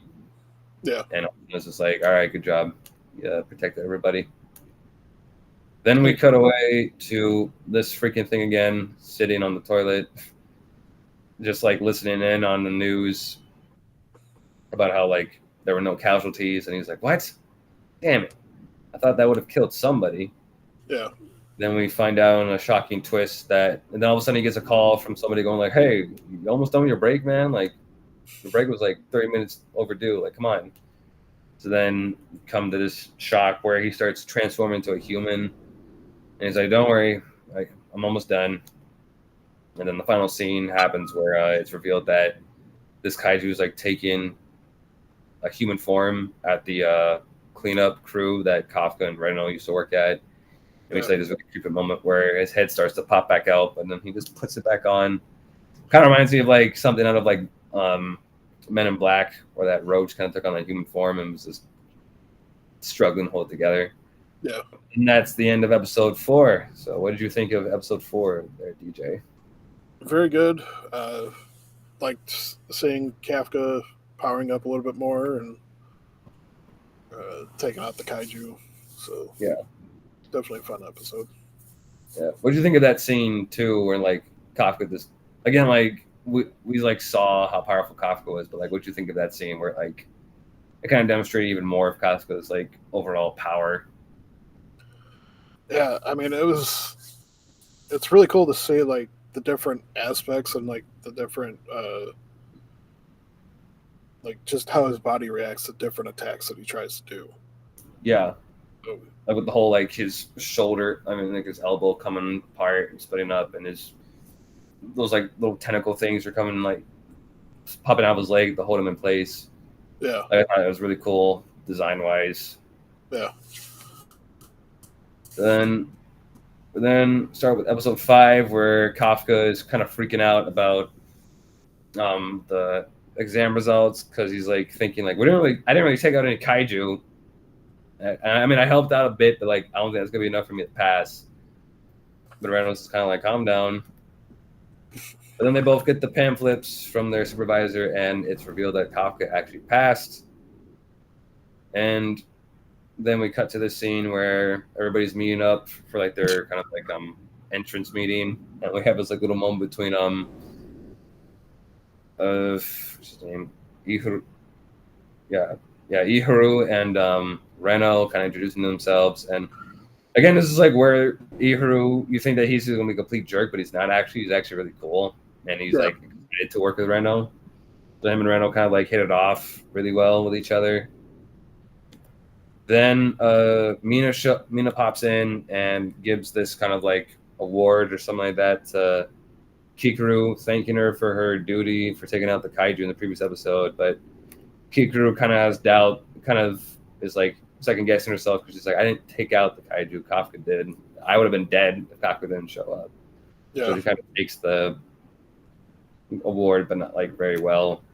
Well, this is their like graduation ceremony. And yeah. So like because she performed so well, they're making her accept basically the diploma on behalf of everybody. Yeah. So that's what's going on. Yeah, because they're all officers at this point. Yeah. Or yeah, they're all becoming officers at this point. And then this is a scene where she's kind of reminiscing about it. And then off that that he wasn't there yet. Yeah, she's kind of just like, why aren't you here? I thought you would have passed. And then he does. He shows up a few minutes late. He's like, sorry, everyone. He's like skipping. He's like, be quiet. And everyone's like, oh, look at that. He is here. Then we cut to this scene where they kind of go over Kafka's results. And they're like, well, he shouldn't have passed at all. But then Hoshino is like, true. But he did show pretty exceptional like usage on the battlefield. Like, yeah, true, he wasn't the most capable of fighting, but he helped out his teammates when it was necessary, which is like when he told them the weak spot. He's like, he couldn't make for good use. And then he also comes up with another remark like, and he is pretty funny. Yeah, we do need a funny guy. It was like, okay. So that kind of an example that kind of gives an explanation about why Kafka exactly passed. So it's pretty cool though. It's pretty cool and respectful of Hoshino to actually give him credit where credit is due for Kafka. That was a neat scene. Yep. Then we have this little moment here where Mina kind of gives a little speech going like, you guys are officers now. That comes with a huge amount of responsibility. The country is in your hands and whatnot. And then Kafka goes, she's right. I'll do my best, Mina. He literally yells it out. Everybody's just like, what the hell? Why would you say that? Everybody's like, did he just call the freaking captain by her first name? And Mina, at first, is like gonna call out Kafka, but then she stops herself and goes, "You will call me by your officer like Ashiro instead." And she goes 100 push-ups as a result. And he's like, "Damn it!" And also forgot to mention too that Kafka, instead of starting off as an officer, he is starting off as a cadet instead because of his low points on the test. Yeah. Then after telling him to do 100 push-ups, Mina walks away with like a bit of a smile, which is what Hoshino notices. He's like, "Oh, I've never really seen you smile before," so that was like a first for him. That kind of gives the hint that Mina is actually sort of happy that Kafka is in the Defense Force now, and though he's like leagues behind her still, he's at least closer to getting by her side. And then as she walks away, Hoshina kind of looks at Kafka and like kind of like starts saying like, I'm gonna keep my eye on you, because when that fortitude level showed up, your like vitals disappeared. Yeah, your vitals like disappeared. So I got my eye on you, buddy. So then we got Kikaru coming in and going like, I need to talk to you, Kafka, and everybody's just like, oh wait, ask him on a date. So everybody starts like making fun of her. She's like, no. So it's a little like funny moment. Even Kafka even says like, so this is like a behind the school yard kind of meet up or something. She just like kicks him in the face. Then we cut to this scene where Reno and Kafka actually tell Kikaru the whole story about how he turned into a kaiju. And she's disgusted by the fact that that bug went into his mouth. He's like, I didn't eat it on purpose. It just literally flew into my mouth. I was supposed to not eat it. So very funny moment right there. Reno's like, but you both keep it down. Yeah. Reno's just like, okay, be quiet. Like, we're literally in a public spot. Can you not yell any louder? So that's a little bit of a funny moment right there. Yeah. This is another funny moment where like she says, I won't tell anybody, all right? And Kafka's like, oh, thank God, thank you for that. He's like thanking her, and she like kicks him away. But then she gets serious and goes like, if I like, listen, I won't tell anybody, but if you become a threat to humanity, I will take you down myself if I have to. And Kafka kind of responds by just giving her a smile and goes, you know what, I'll hold you to that. So he's like, you know what, no, fair. So like, what did you think of that whole scene with them telling Kikaru and her response and telling them that she'll defend if it comes down to it? Yeah, it's again, they do a really good job of showing like the character's true character. You know, without all the like, you know, fanfare or whatever. So, you know, we already know about Reno and Kafka, you know, where they kind of come in and everything like that. But again, her, you know, taking it all in and agreeing to being a part of the secret, you know, when she doesn't really have any reason to keep it. Like, you know, her dad's the director of the whole thing. So this is, you know, in essence, a little act of rebellion for her.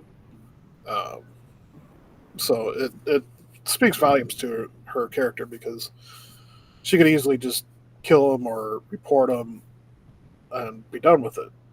You know? Yeah. And then be the hero that, you know, put an end to Kaiju number 8. But she chooses to instead work with him and keep a secret and stuff. So yeah. But yeah, no, everything you said like is right, because like it gives like a better insight into how Kikaru is a person where she might be a little egotistical, but she's not a terrible human being. Like again, like it's very cool that like after like Kafka literally saved her life, she's willing to just keep a secret and not tell anybody.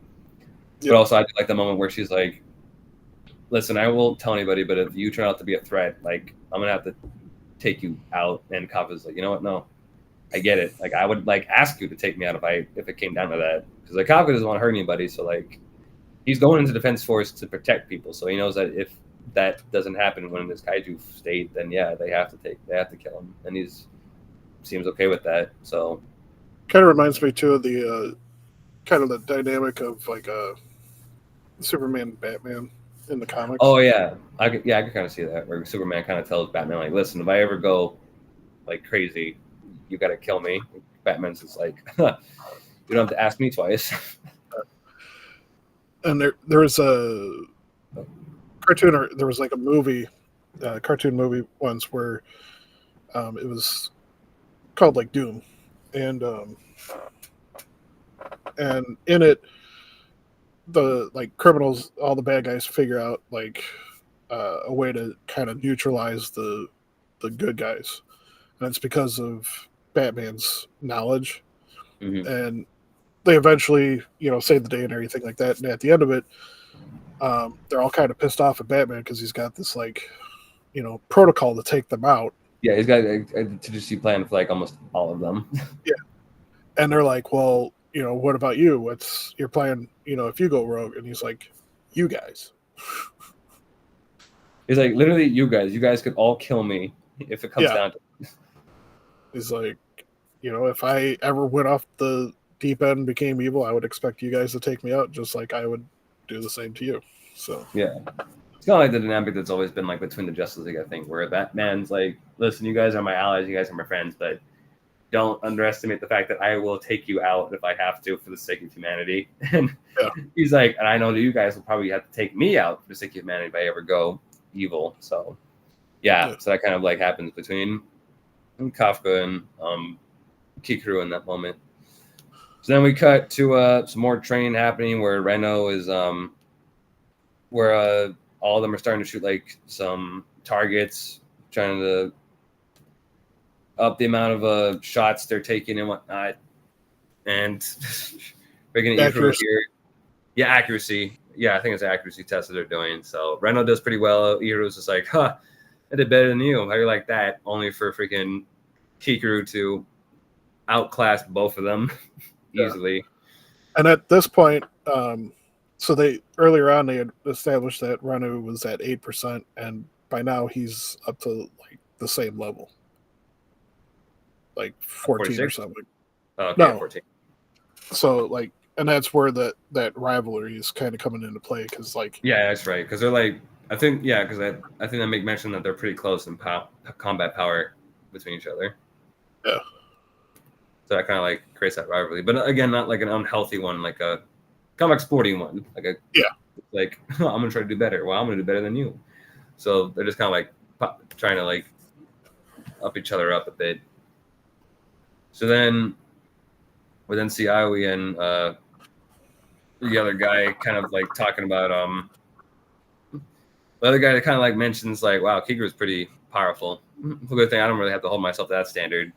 All of a sudden, Aoi kind of remarks, it's like, well, I matched her up pretty easily. And he's like, okay, fine then, loser. I'll try and match you up. Yeah. So good moment between the two of them. And then Kafka here is like, and then they make mention that Kafka's like risen up to like a full-on 1%, and he's like, yes, hell yeah. He's like all excited about it, and then he like starts chasing Kikuru around. He's like, tell me I'm cool, Kikuru. See, I'm coming for you. At like a freaking easily 1%, and then Hoshina kind of makes a mark at the top. He's like, listen, if you keep going at this rate, you're not going to last very long here. That kind of dampens Kafka's spirit. And so he just makes all of them start going for a few laps around the facility. Then we cut to this scene where all the men are in their laxing, bathing. And Ihiru's kind of making remarks. It's like, look at that. I got more muscles than you. And Reynolds was like, I think we have the same muscle mass, actually. Right. And Ihiru's like, huh?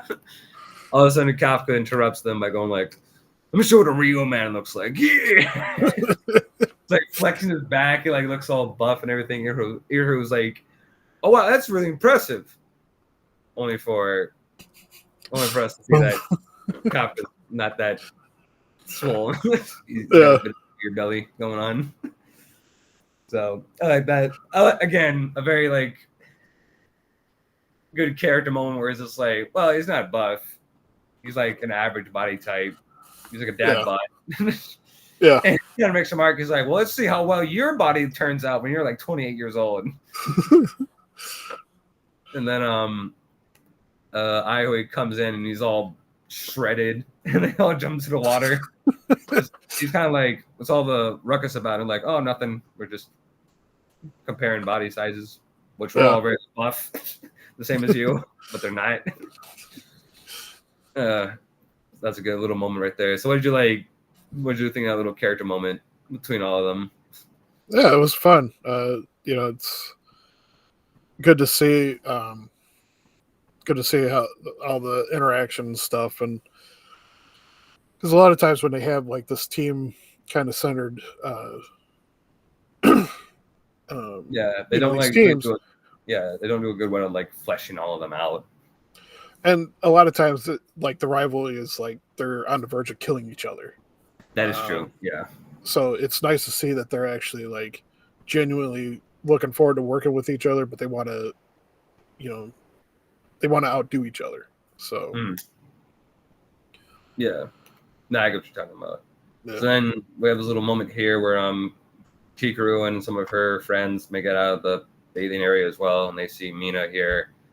And Chikaru kind of remarks on Mina's like musculature and kind of ask her if she can show her how to follow the same like exercises or same like journey to Workout her own routine.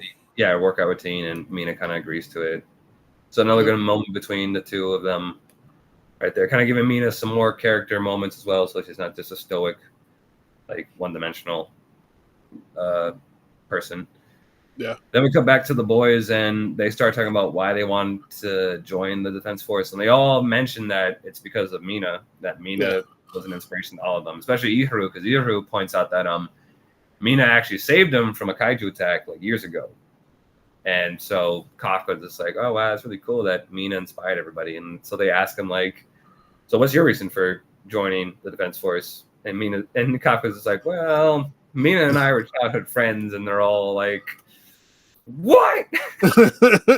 They're all like, you were childhood friends? They're all like half annoyed and taken aback by it. They're like, what the hell, man?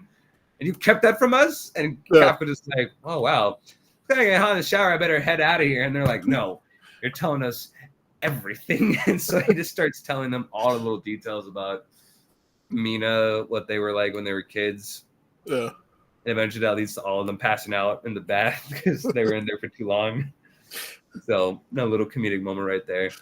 And Reno's just sitting there fanning Kafka. I love Reno. Like, I think he was the only one who probably got out of the bath in time, and they were just still stuck there. Yeah. So he's just fanning, trying to fan all of them with just one little measly little fan. Very funny moment. Yeah.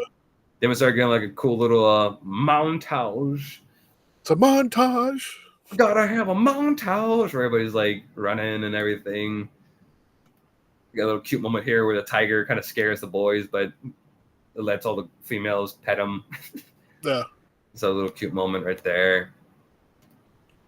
And then we cut to everybody's sleeping. Like everybody's already gone to bed except Kafka. He's still up, just taking just like studying a little bit more, trying to get a better understanding of the whole Defense Force thing. And then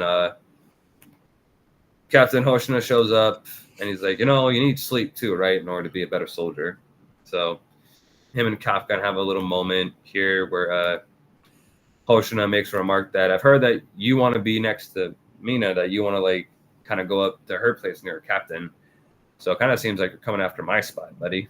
And Kafka's like, no, I'm not going after your spot at all. And then he goes like, actually I am.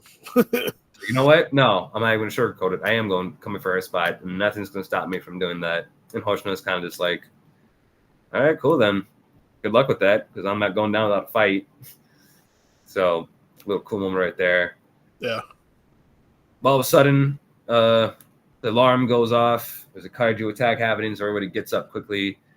And, I got to mention. Before that, Hoshina also makes a remark that, like, try not to get too attached in this line of business because people die. We are dealing with kaiju, so it's going to be more likely that a lot of people are going to die during missions. So it kind of just gives Kafka that warning. Just be careful about who he makes attachments to. And then that's when the alarm goes off, and there's a kaiju going. There's some kaiju happenings about. So everybody starts getting ready, and that's where the episode ends off. So give me your little thoughts on what you thought of this episode, DJ. Yeah, more laid back episode. Not too much going on. So good to see, the progress and development that everybody's going through, and gets everything set up for what happens next. Yeah. What do you think of the scene between Hoshina and Kafka at the very end, because I actually really like that scene. Yeah, it was good interaction between them. For as much as Hoshina views Kafka as a joke, he's still taking him seriously and respecting, his drive. Especially now that he knows that Kafka's coming up for his spot, so he's like, okay, we'll see how that goes for you, buddy. So yeah, that's a cool little moment between the two of them. So then episode 6 starts off with another bang. We have this giant freaking fungus kaiju just walking around, causing mayhem and destruction. So then we have this like little meeting between the captains talking about where the kaiju is heading. And we see all these little red dots, which are supposed to represent the smaller kind of kaiju that are also following it around. There's like also these like little fungi as well. There's a little mushroom kaiju. So they're talking about how to properly go up against it. And that leads us to this moment here where everybody's prepared and ready for the fight. Yeah, they were talking about the attack plan and how they were going to try and drive it into a certain area. They were filming the attack about how, because they also, there's a bunch of scenes too where they show a bunch of people evacuating and the defense force kind of putting up barriers and whatnot to keep civilians out of line of the area where the defense force is going to start attacking the kaiju. Yeah. So they have like room to go out so they don't worry about causing any casualties. Then we have this scene here where we see the vehicles approaching, and then and then Kafka, his stomach he's about to hurl because he's getting a little too nervous about the whole thing going on, and he's like throwing up, and Kikaru's like freaking out, and Randall's just like, "Oh my god, sir!" And everybody's getting upset. Everybody's like getting upset because no, Kafka did throw up, so everybody's just like, "Oh god!" So even Hoshina's just like, "You seriously can't hold down your food better?" So that's a little funny moment right there. And then before I go to the next slide, I keep forgetting to mention the opening. What do you think of the opening for the show?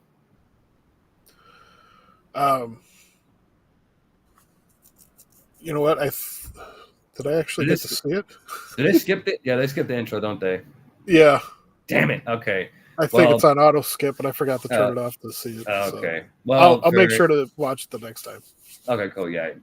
So yeah, give me a thought. We'll just go over that opening because the opening is actually really cool if you like watch the entire thing. It's like a very unique kind of opening. Yeah. But back to the episode. We get a better look at the kaiju itself. I really like the design of it, especially like the teeth. I think that make it a little bit more intimidating. It's kind of like a diet Biollante almost. It kind of reminds me of Biollante almost, except being a mushroom and not a plant. And then we see all the little yoju that are walking around. So these are all the other spawning from it. Yeah, spawning from it. And again, literally reminds me of Legion from Gamera, the Heisei trilogy. Kind of reminds me of that kaiju where it had little soldiers walking around it. So everybody's just kind of getting ready over here in the battle plan again. Everybody's getting ready to go out. Getting assigned their sectors and everything. Yeah, getting assigned to the teams, and Kafka's with Kikaru. And Kafka actually talks to Reno for a bit, mentioning how he doesn't really feel that scared right now. He actually feels pumped because this is his dream. He was wanting to do this kind of line of work, so now he's had a chance to do that. So he's really excited about it. Yeah. So then they all start heading out, and as Kikaru and all her squad jump off the building, Kafka's just like, "Yeah, let's do this," and then starts crawling down the side. He's like, "Oh, acting all careful." Again, this show has very good comedic timing. I feel like so. Forgot about that. So then the military just starts lining up the kaiju, just trying to keep it at bay. They know that their weapons are going to kill it, but it's just to keep it Well, they're trying to get it lined up with Mira's shot. Okay, yeah, you're right. So I thought at first they were just trying to shoot it because I was, and then I thought to myself, I'm like, guys. No, they were doing kaiju does not die from weapons. Yeah, Now they said that they were doing it to get it into the right zone, so that way she had the clear shot. Okay. And then we have this little moment here where Kafka and his group are coming face to face with Yoju, and Kafka starts powering up. Kind of. He's like, I'm ready for this. Let's do it. And then this happens. He gets kicked Yoju just knocks him out of the way. And Kikuru makes a remark just like, will you stay at the back of the group? You are useless up front. You don't charge in. Do not forget that. She's like, I'm at 46%, you're at 1%. Do not forget that. Yeah. So then Kikuru goes into action and starts taking out the Yoju, which after one of the other captains makes a remark, is like, man, why are we stuck babysitting the new recruits? This is stupid. And then all of a sudden, Kikuru just starts taking all the kaiju out like one by one. Yeah. So like you mentioned, it was like the veterans basically, or they're like part of the group. And they're kind of leading them. And so they're like, just hang back, or kind of stay out of the way, and help us out, if you need to or whatever. And she literally just runs up to the side of a building and starts shooting them from the building side, not even on the ground. Yeah. No, she just starts taking them all out like easily. Yeah. And then there's this little cute moment here where Kafka kind of like comments her for job well done, and she's like blushes. At first she's like happy about it, and then she goes like, well, duh, of course that was good. And then the suit remarks that's like, your heartbeat is steadily increasing. She's like, shut up. Yeah. Like still blushing, so it's kind of cute. Yeah. Like the moment I kind of think, I know some people probably go like, oh, is it romantic? I'm like, no, I kind of think of it as like Kafka kind of being like a better father figure to her than her actual father. Yeah. So kind of actually gave it, so instead of like actually like belittling her for going like, nah, could have done better, Kafka's kind of just like, no, you're actually doing pretty well. Proud of you. So she's kind of just blushing about that. So yeah. I actually like that. I actually really like that dynamic between the two of them, where it's kind of like an older brother, kind of surrogate father, daughter relationship between the two of them. For sure. Then we cut to Ihiro and Reno, and Reno, I mean, Ihiro at first takes out a good chunk of them. He turns around, he's like, huh, trying up that, Reno. And Reno literally takes down like a big one. And we found out like. So, sorry. There you go. He was working with somebody else to take down one. Yeah. And then he turns to Reno, and Reno took one down by himself. And that's what kind of catches him off guard. He's like, how? And then it's revealed that Reno kind of replaced the regular bullets with these like freeze blasts or something like that, which like kind of freeze up the kaiju and then just explode afterwards. It was actually really cool type of weapon. I'm like, all right, that's dope. I love that. And Reno's actually kind of smart for doing that, because it's like, I like the way they work better than the regular bullets. Like, they actually do more damage and they actually more efficient. Down and... Exactly. And then just explodes and kills them more at like a better rate than the regular ammo would. So then him and Ihiro head off on their own and start taking out and go for more Yoju. And Reno kind of marks in his head that the reason and that he wants to get stronger, so that Kafka won't have to worry about turning into his kaiju form anymore. So that kind of gives us again even more depth into his character and about what his ideals are, and like it kind of makes him more likable too, because like it gives him like a better light on how he wants to keep Kafka safe so that he won't turn to a kaiju and accidentally reveal himself as one and put himself in danger. Then we cut to Aoi and the other guy. I keep forgetting this stupid guy's name. Samurai man. Yeah, Samurai guy. Just lighting stuff up. They're doing like pretty well.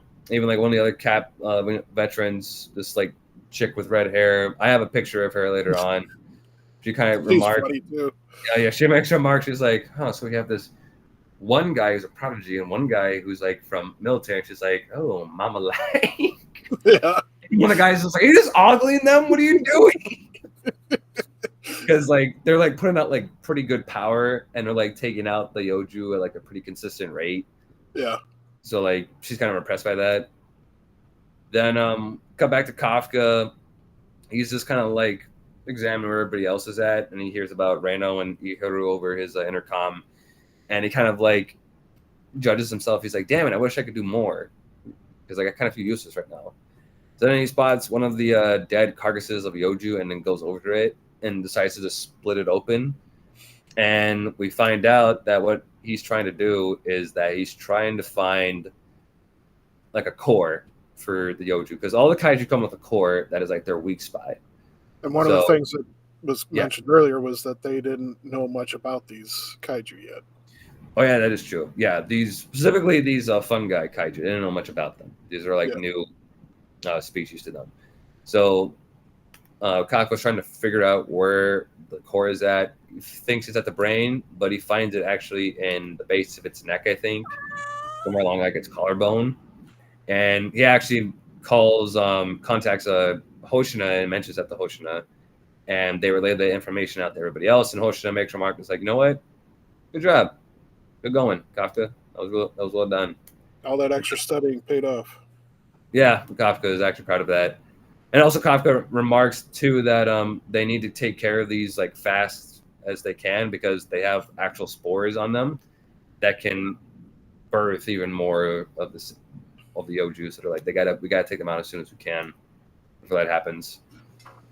So then Iharu kind of keeps listening in and gives him those remarks. Okay. Sorry. So then I think that was the same image. I think I might have downloaded two images. Anyway, so then afterwards, Hoshina starts making a remark to start firing on the kaiju's legs, which everybody starts doing. They all start lining up the kaiju's legs just to kind of keep it at bay for Mina to set the shot, which she does.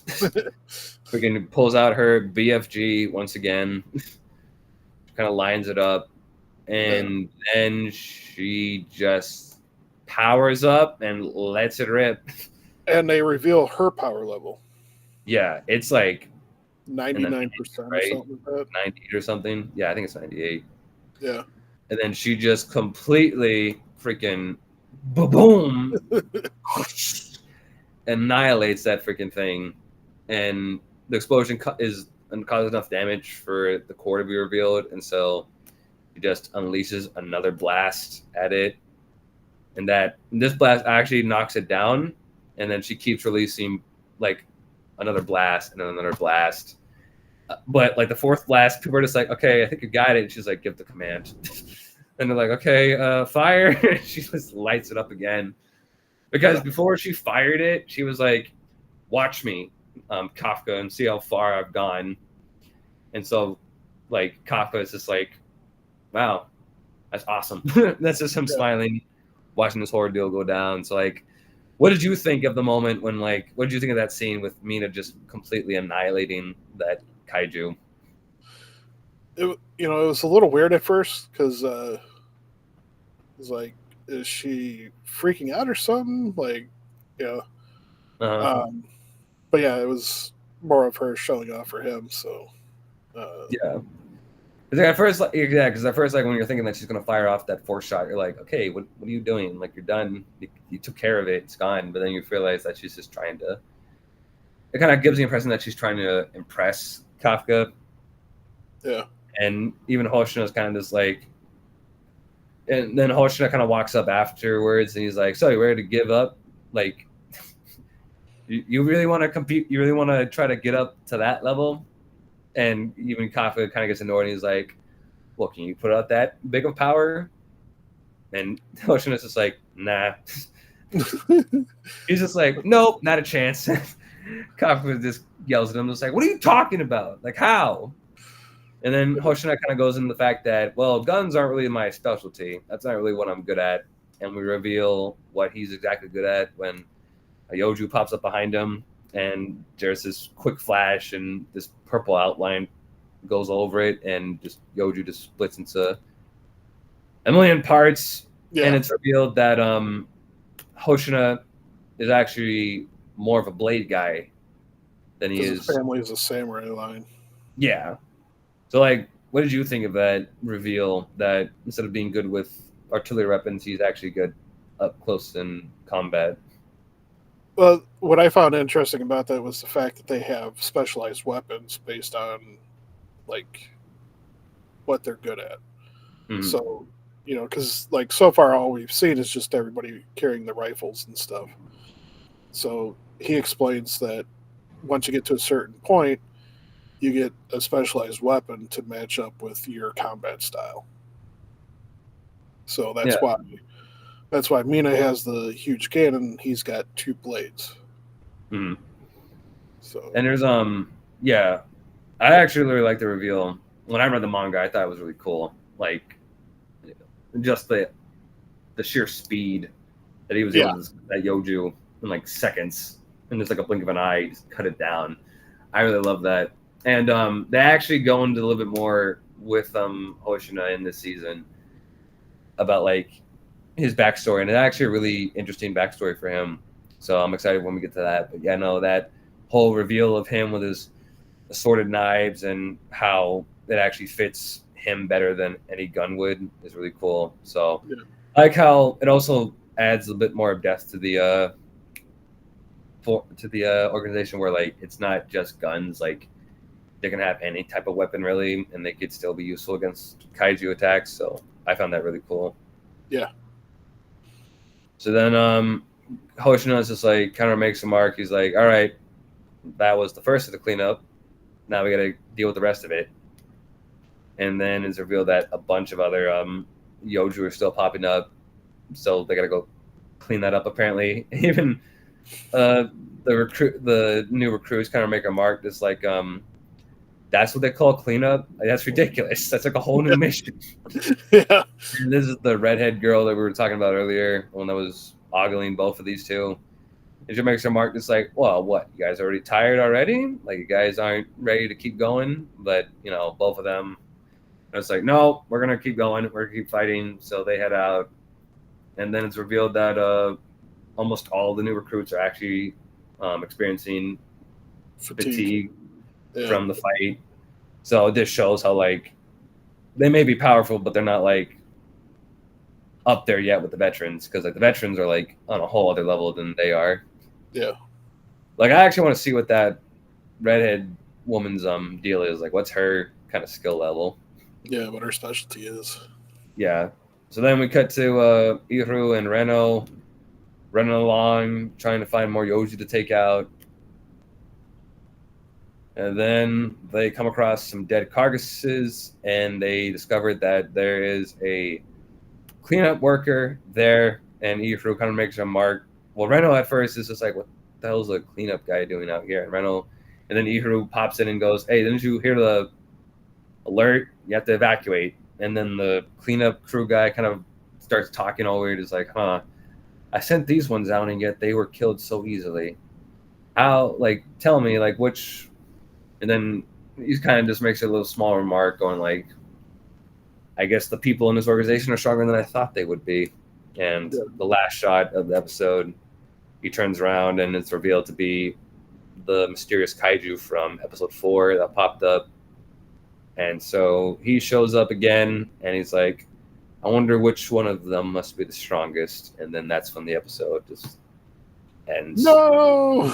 No, cliffhanger, I gotcha. So what did you think of this episode, DJ? Really good. It was good to see them like actually get to go out on a mission and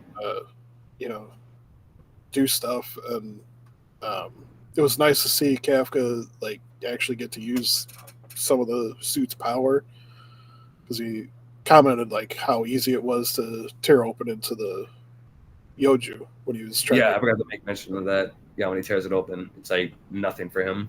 Yeah. So he's like, even at 1%, like it's still this strong. Yeah, the suits are still pretty like useful. So yeah, this definitely ended at a good cliffhanger point. Yeah. Would you believe me when I said that episode 7 is even better than this episode? I can believe it, because episode 7 is crazy. I can imagine if this guy's popping up right at the end of 6. Oh, I know. The rest of the season goes insane later on. It's just like, oh my god. So yeah, but I'm excited for the next episodes. These like 6 episodes are kind of like they had their cool action moments, but they were kind of like just introducing us all the characters and stuff like that. Yeah. So like the next half of the season is actually a lot more action packed, a lot to do with the kaiju and what goes on. So I'm definitely world building. Yeah, definitely. I'm excited for when we get to the later half of the season. Yep. Yes, that is our discussions on Kaiju number 8, episode 1 through 6. We did it! We did it! I know. I'm sorry that it was taking freaking 2 hours, but listen, a lot was happening in these episodes. Like they jam a lot into these 12 episodes. So definitely a good series so far. I'm looking forward to seeing the next half and getting the rest of the manga and add that to my collection. Yep, I gotta try to go back to reading the manga. I think the manga is actually coming to a close pretty soon. I think.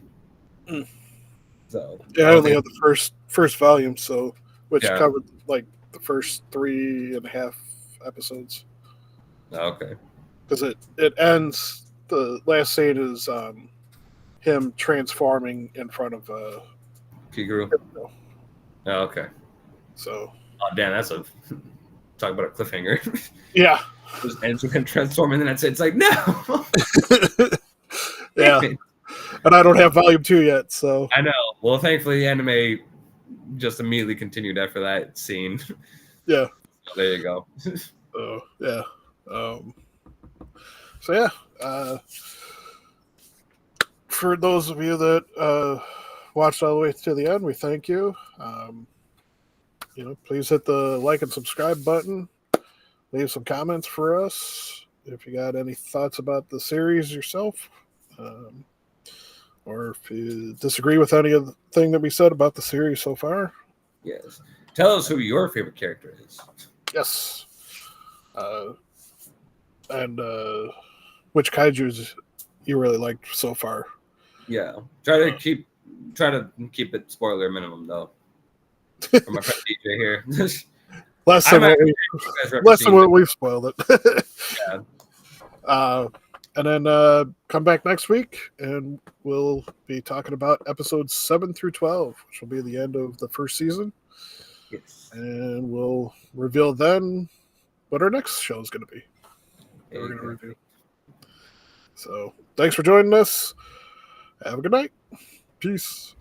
Farewell. C'est la vie.